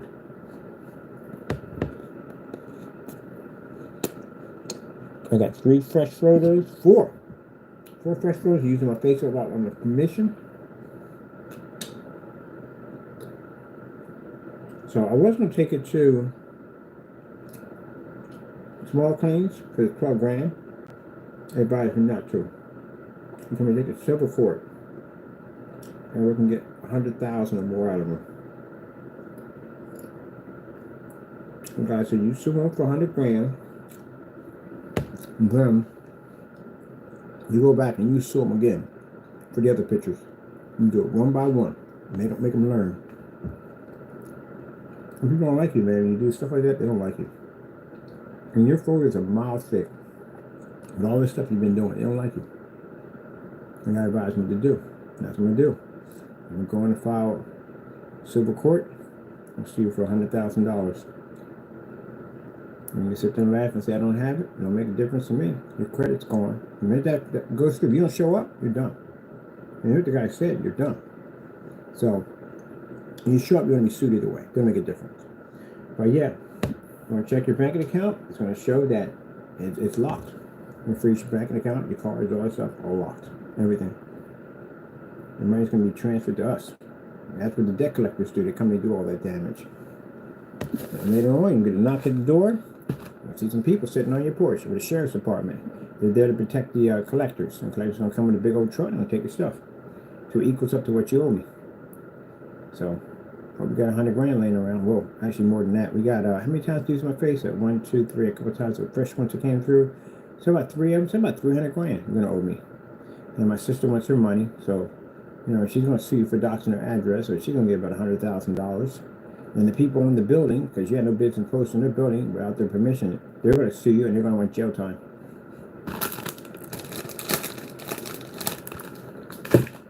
And we haven't even got to the copyrights yet. Sheesh. Man, it's unbelievable. People getting this much trouble. Well, that's what I told you people. At the end of the day, why no lawyers contacted us? Because same thing the lawyer said, the same thing I'm going to tell him. Willfully. That's what it comes down to. How many times did you touch your copyrights? If the copyrights are real, have they been registered with the United States government? Ours are registered. That's how you're able to find mine. We went through records. So if you were to find mine in records, just show me that dumb nonsense, then that means they're registered, right? And if they're registered, that means that what you committed against my company is considered to be willfully, right? So that means that you're guilty. And if that means you're guilty, that means you're going to jail, right? All right, there we go. And it's sued.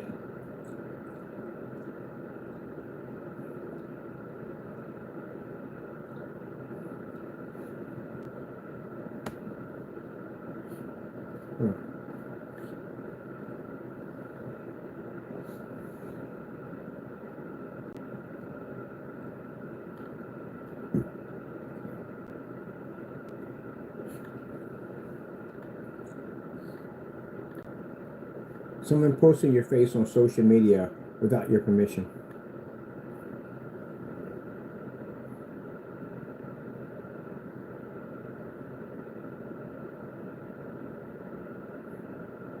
Now, we got proof of your company doing this because every time you post it, YouTube channel, we got that.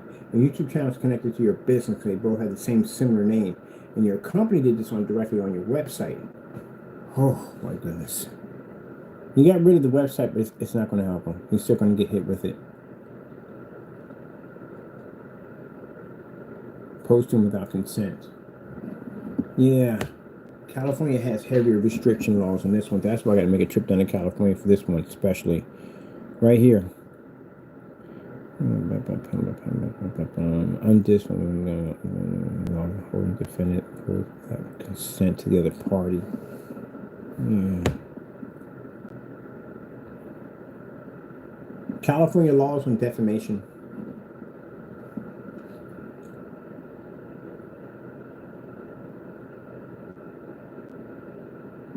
Oh, this is easy. Statement, which is published. Statement was false. So, man, yeah, this is easy.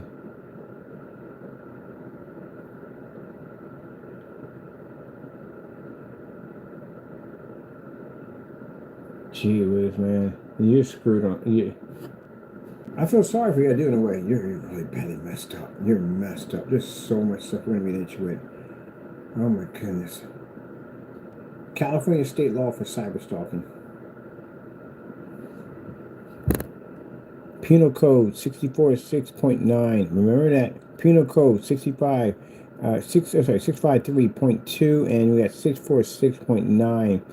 These are cyberstalking harassment in California. And we're going to be coming to California real soon. I told you I'm filing charges here for cyber charges here. And then when we go to California, we're going to actually call the California police where they had done that, where they got the patrol, where they had done everything there, who we got to talk to. And we're going to go over there and we're going to file, bring those documents with it and file. And we're going to basically get a warrant for your arrest. So that means what happens is the minute we get the file the press charges on you there, what's going to happen is a police officer is going to come to your address and put you in handcuffs. You're going to get locked up that day. Because we can show hard evidence that you've been following me, taking pictures of me, and we have emails that came from you, from your company, saying that I know where you're at, I traced where you live at when I was in the garage, all that stuff. Cyberstalking, CPC, 65, I'll make it illegal to place another person in fear of safety. Okay. California state law, if you're accused of cyberstalking. Cyberstalking in California is a wobbler offense, meaning it can be charged as either a misdemeanor or a felony. The charge depends on the circumstances of the case and the accused's criminal history. You got you doing a lot of this stuff. Stalking addresses. We even got you in a recording claiming this is where I lived at. This is where my cat was sitting at. Pictures of my derriere. I don't know why you're taking pictures of my butt. 1 year in jail. So 1 year in jail and a fine up to $1,000. But since he'll be over here in Pennsylvania, because we're going to bring him down here over in Pennsylvania,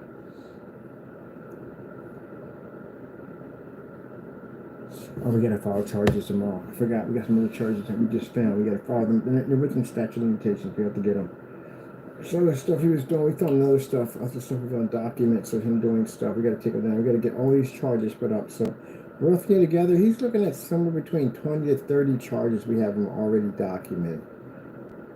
That judge sees that mess, man. She's going to figure out where's he at right now. And I'm like, he's in California, I guarantee you, I bet you. I've been through the system. I've seen this stuff, man.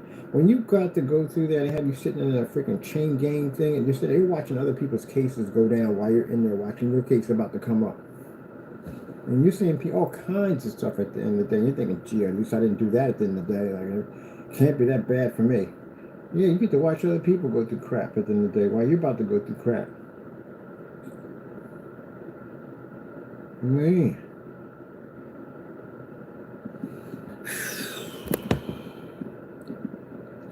Now, as I said, you get a copyright, trademark, all that stuff. You have to know your right. See right here, $650 is going to cost me to get this trademark put in. Once I pay for this trademark, I got to go and I got to study and research everything on this trademark, so I know exactly if I'm talking to somebody who violated, I know exactly what I'm talking about. Copyrights, I read through everything on that stuff, man. Everything. I knew these guys were going to touch them. I knew they were going to touch them. And sure enough, he did. So, cyber stalking and laws of California. Okay, yeah, 5 years imprisonment. They got felony cyber stalking imprisonment. In some cases, state law may charge you with sex crimes. So we can show pictures of you taking pictures of my butt, which you did multiple times, and repost them back onto YouTube. So, Judge, I feel violated. When you were taking pictures of me, and I got to be careful about bending over on camera because this guy was taking pictures of me and basically posting them, and that's going to come off weird. You might even file you under a sex offender, and you don't want that in the prison system. The last thing you want to have on your freaking tag when you walk in that place. And, oh, you like taking pictures of guys, eh? Okay. You don't want to be in there with that nonsense. No, you do not.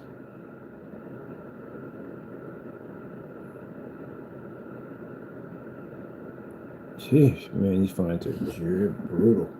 They're brutal, definitely. Crimes for terroristic threats.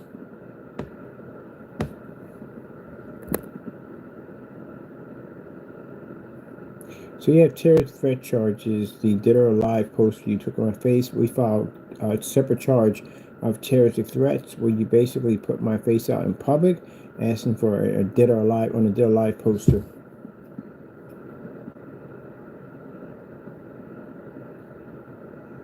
Is your face a copyright? The face itself is not considered a copyright, but the right to control how your likeness is used commercially, known as the right of publicity, can provide legal protection against unauthorized use of your image in certain situations. Meaning if someone takes a photo of your face without your permission and uses it for commercial purposes, you may have legal recourse depending on your jurisdiction. It's called defamation. Can somebody use your picture on social media without your permission?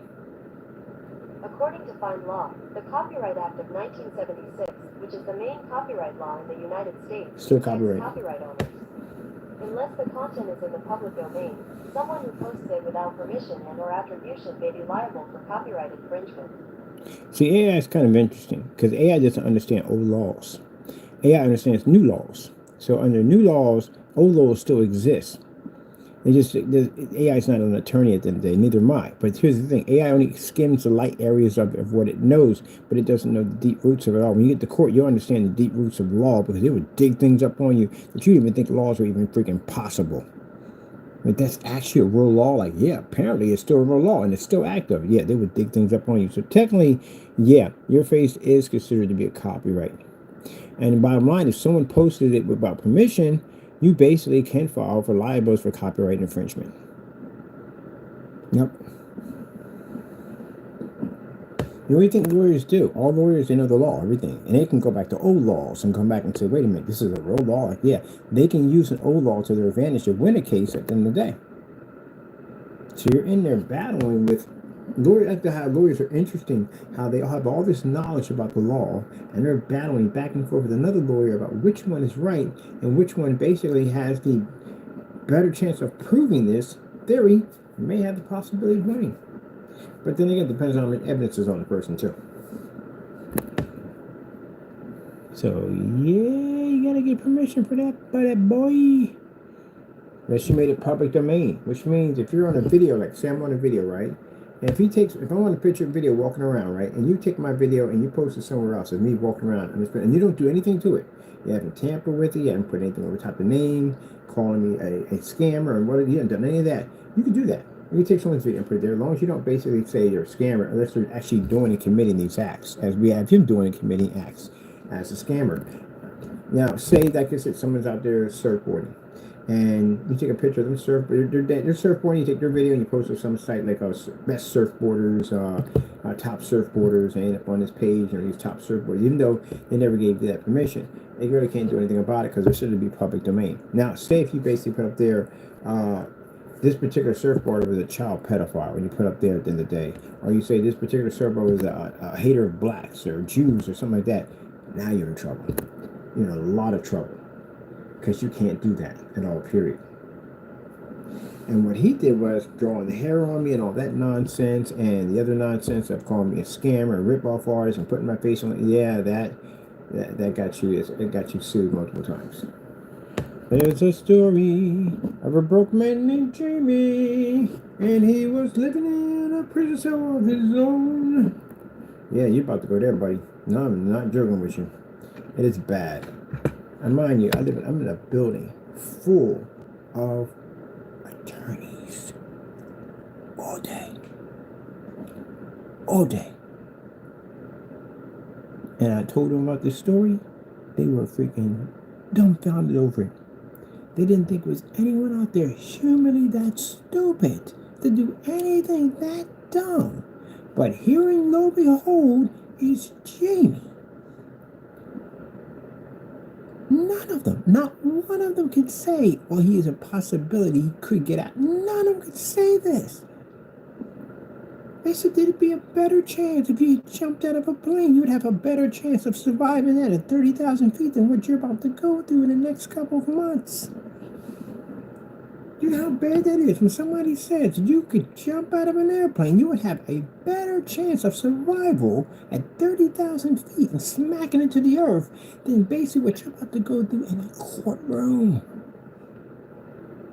That's how bad it is. It is super bad. And it's funny because I said I don't know how to bring this up, but I had to because it's astonishing how much trouble this guy got himself into. That's like robbing 15 banks with your picture and all your information on your shirt and blowing up in big letters. My social security number, my date of birth, my address from front to back. And you walk into a building and rob it 16 times. And then you wonder why you're going to jail forever. This is baffling. I lived in some of the worst neighborhoods in Philly, and I'll tell you something. I have never seen anybody in my lifetime do anything that stupid. When you go to jail, let me explain something to you. Individuals, if you tell the story to, you may not want to tell the story because they might be offering to punch you in the face because that is the most, when people go to jail for the dumbest things, I mean for the dumbest stuff, stealing a pack of gum, stealing a pack of gum, running out the store, jump in the car, speed off, and kill somebody in the process. You kill somebody for 25-cent pack of gum. Somebody lost somebody in their family for a 25-cent pack of gum because you were too broke to go buy it. Or basically, it's 25 cents. You could have begged for that right there at the end of the day. You could have won the corner, you could go dance, whatever. Somebody would threw a quarter in that pot, either one way or another. For 20, that's the kind of stuff that people don't like. And they're gonna look at wait. This is for what was this all about? With paint? So you attacked this guy over paint? You did all that for paint? Yeah. Don't tell anybody that story at all. At the end of the day, like, oh, this guy's a freaking idiot. It's like a friend of mine who got out. We're all sitting in the holding cell, and he gets out, and he's going home. We're watching walk past, and I'll see y'all later. All right, man. See you later. Well, he's out. He's good to go. No sooner he was back in at 12 o'clock. Just processing. I'm like, how in the freak Did we just see you outside of the opposite side of the gate going home, and you're back in here with us? How? Because he didn't feel like his people were coming to pick him up. They're going to be a little late. He wanted to get home faster, so he decided to steal a car in the prison parking lot. This is where you just got to rub the side of your face and just don't even look at it. You can't make eye contact. You just rubbing the side of your face like, you know what? You got to stay away from me for the next couple of days. I can't deal with you. I can't. That is the dumbest thing I've ever heard in my entire life. That you've got to be kidding me. I mean, you were out there. You were free. You was in the grass. I mean, you was out there. You was free, man. And you stole a what? A car from the prison parking lot? Was your people coming to pick you up? Oh, they was. It's just going to be a little late. Okay. I'm done. I couldn't speak to him. I was done. That's the dumbest thing ever. Right now, next to him, no. I'm gone. In the parking lot. In the freaking parking lot. He was out. Past the big gates. In the parking lot. Just had to wait an hour. An hour or so, his people was going to come pick him up. I'd have walked. An opportunity. And he stole a car. He didn't even get that far.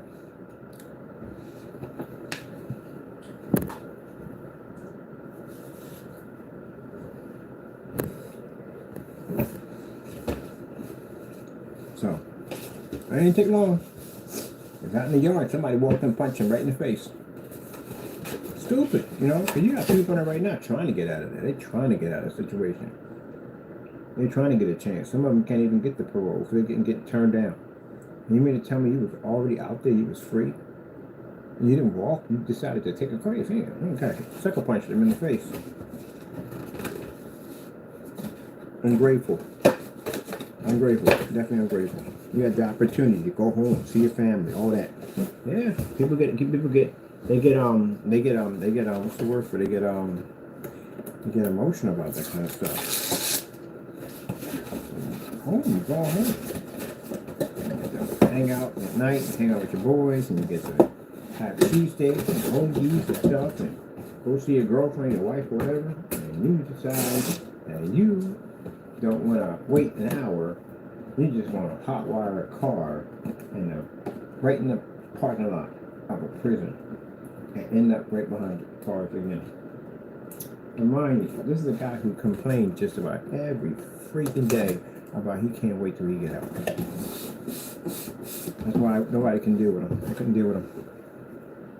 When I get out, I can't wait. I'm gonna do this. I'm gonna do it. And yeah, stupid. When they gave me that opportunity, you'd have never saw me again. I'd have walked, hitchhiked, whatever. I don't care.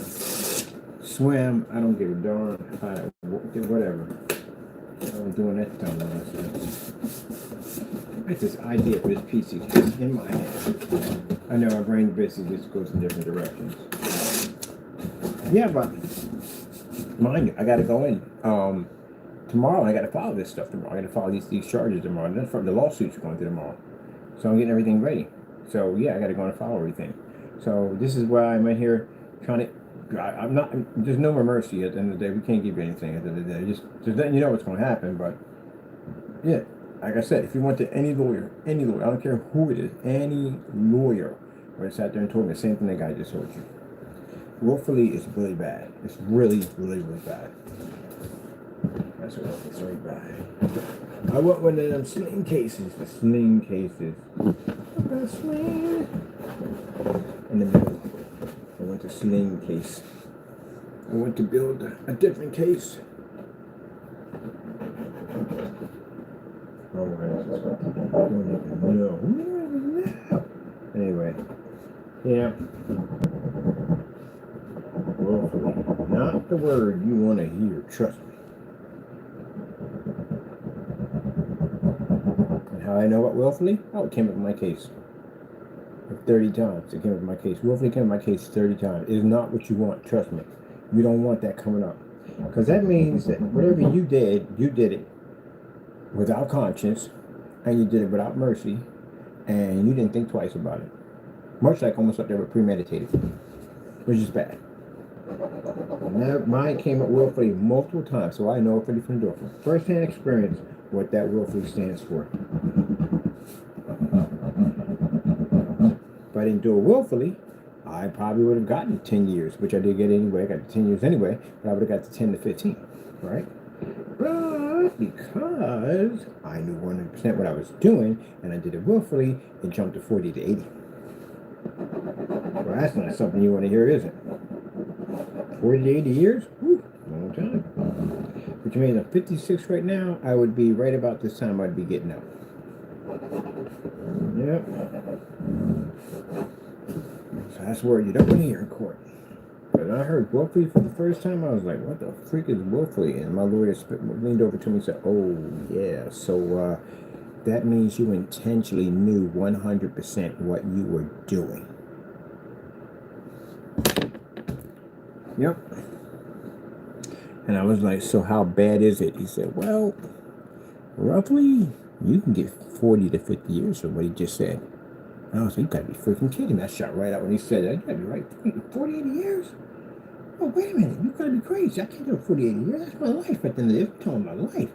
So Mr. Bird, well, I say at the end of the day, you did what you did. So, you know, I tried, but you did what you did. And I had to calm down. I was like, yeah, I did what I did. Yep. I shot right out when he said me at 48. I'm thinking about maybe like 20 years, get 20 out of this. Maybe I can do 20. That's some time. It's still time at the end of the day, but I can do 20. Well, 40 to 80. That's football numbers at the end of the day. Are you kidding me? Heck no. That's crazy. Ah, man. I tell you, that would be everything in my life. I would never forget that as long as I live. You can't. You'll never forget that ever. Not ever. As long as you live, you will never ever forget that ever. It's embedded in you for life. Yep. A life-changing experience will be with you forever. Every once in a while, I forget about it. But what brought up more about that part of my past is what these guys are about to go through. That's what's bringing it up in my head. The memory of all the things that were happening when I was going through the processing and everything, man. The stress and the anger and the crying and everything I went through, just not knowing what my fate was going to be. Not knowing I had this lingering time over the top of my head. Like, am I really going to do 40 years? I'm going to do 80 years? Like, can I do that? Like, at the end of the day, like, am I ready to die? All kinds of stuff just goes through your head. You know what I'm saying? It's crazy. It's a lot of madness that goes on in your head, you know? So, thank goodness I had God in that whole situation. Because, man, I wouldn't have made it. I would not have made it at all. Would not have made it. If I didn't have God, I would not have made it. Now I'm out here, free man with a cat. Happy as can be. God is the one that put me there. Free man with a cat. Is that right, Taco? Yeah. 100%, you fuzzy monster, you. Don't give me a look like that. I'll give you a look right back. You're a free man with a cat. You appreciate life a lot more better. You do. Especially when you lose it so fast. You appreciate every freaking second of it. You do. Ain't that right, Taco? Look at them Godzilla eyes. I don't know why do cats look like Godzilla. You ever look at that? Cats look just like Godzilla. They do. I think there's a connection there. Why do cats look like Godzilla? Everybody says they look just like Godzilla. Dun, dun, dun, dun. Just like Godzilla. You look at a cat. Cats look like Godzilla. Like the same kind of face and everything.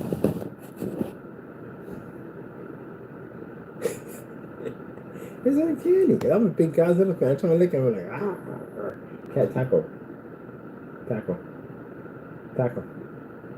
I ain't paying no mind. I was about to breathe fire. Your mouth was like, It's weird. I never thought of it. Yeah, you look at them, they look just like Godzilla impression. It's like Godzilla. They do. I was like, why do cats look like Godzilla? Maybe the person who made Godzilla was a cat person. People been told it always, all the Godzilla looks, why does God always look like a cat? And it's true, it's weird. He has the same eyes. They're low cut high, so he's doing it. Why do cats have? Why does Godzilla's face look like a cat? Yeah, is Godzilla inspired by cats? I was always curious about that.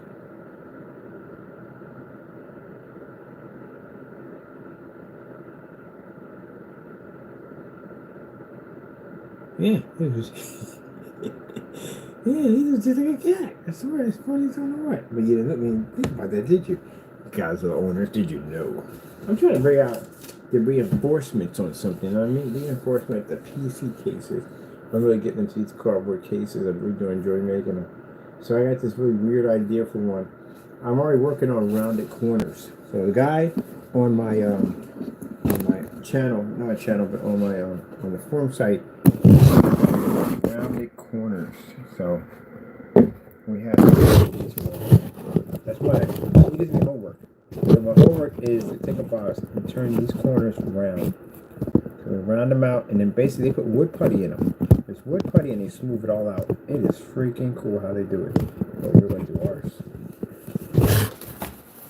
I'm practicing on making my different corners, making them round. So basically you put cardboard in, you got to bend the cardboard over and over again so it fits right across there, and you glue it in, and then they basically wood putty in it. It is sick. Go across it with a sandpaper and rounded corners. Because I'm building something at the home spot, and it's rounded corners. My coffee table has to have some rounded corners on it. Ain't that right, Godzilla? Should name you Godzilla. Dun, dun, dun, dun. Get another cat named Godzilla. Godzilla. Taco and Godzilla. Sounds like a restaurant. Taco and Godzilla.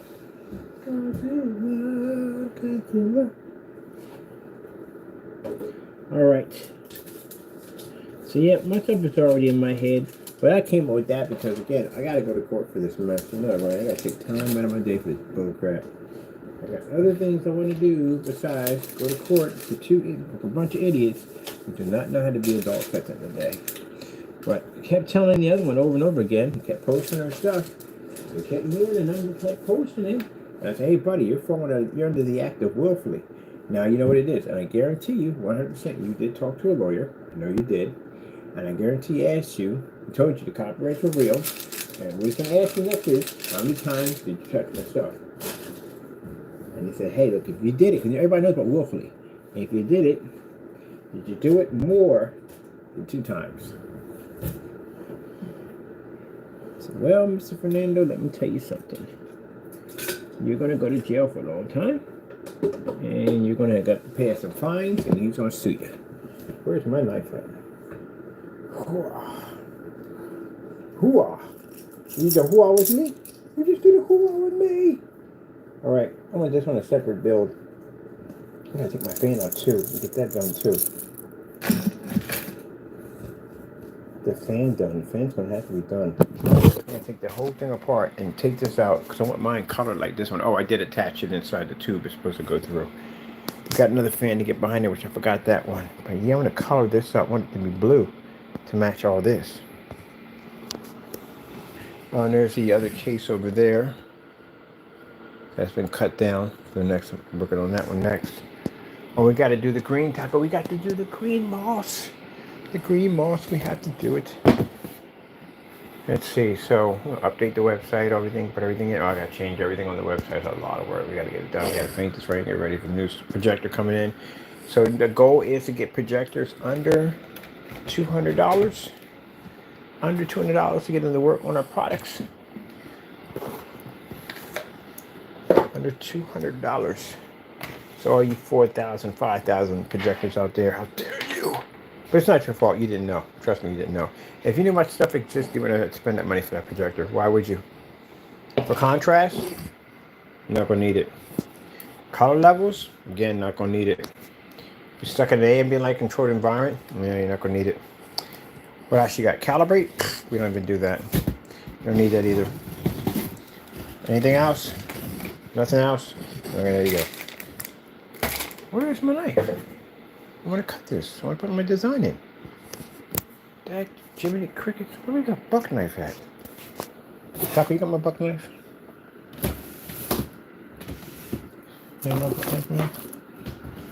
Where's my buck knife at? Alright, people gotta search for my blade. Betsy's missing. Betsy is missing. Where is Betsy at? Oh, found her. She's in the drawer. Oh, Betsy. Oh, Betsy. Now we got to come back on this segment. You know that because we just did that video over there. It has nothing to do with this over here. So we had ain't no point at all whatsoever. So I got this idea for a case I want to build. But we're going to have to build and restructure the whole entire frame. But it's a pretty cool idea. I gotta build it. I know it sounds like crazy. I don't have a theme for it at all, but it's gonna be pretty crazy, by the way. Okay, I'll be back in. But yeah, we went into all that because I have to file.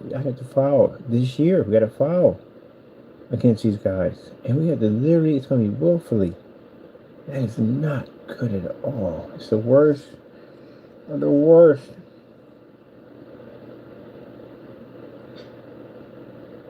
And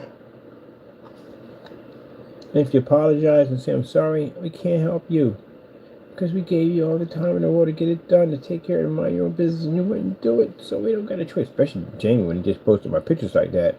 Yeah, so he's getting sued for that mess. But oh well, people just don't want their thing. I guess he's in denial. He feels that nothing can be taken from him. Alright, whatever. We'll see.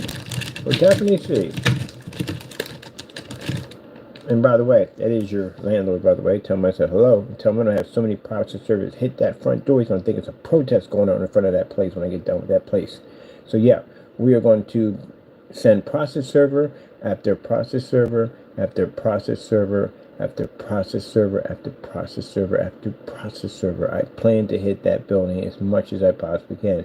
And if you sit there and say it's harassment because it's not, Mr. Fernando, we have all this evidence now against you. And you're committing all these crimes, especially copyright infringements. By the way, the FBI stuff that involves federal crimes, you have nothing to do with the process server. That's FBI coming to your front door. And that's their own legal team in post office. All right, now let's begin the stage of building the most. When we say ultimate, we've done so many of these. We don't know. Is it ultimate? I don't even know. We're going to build the most amazing. And we're going to need a knife on it. Oh, wait, no, we're going to need scissors too. We have scissors now. We can use scissors. Okay. We're going to set this down right here. Oh, I'll be back.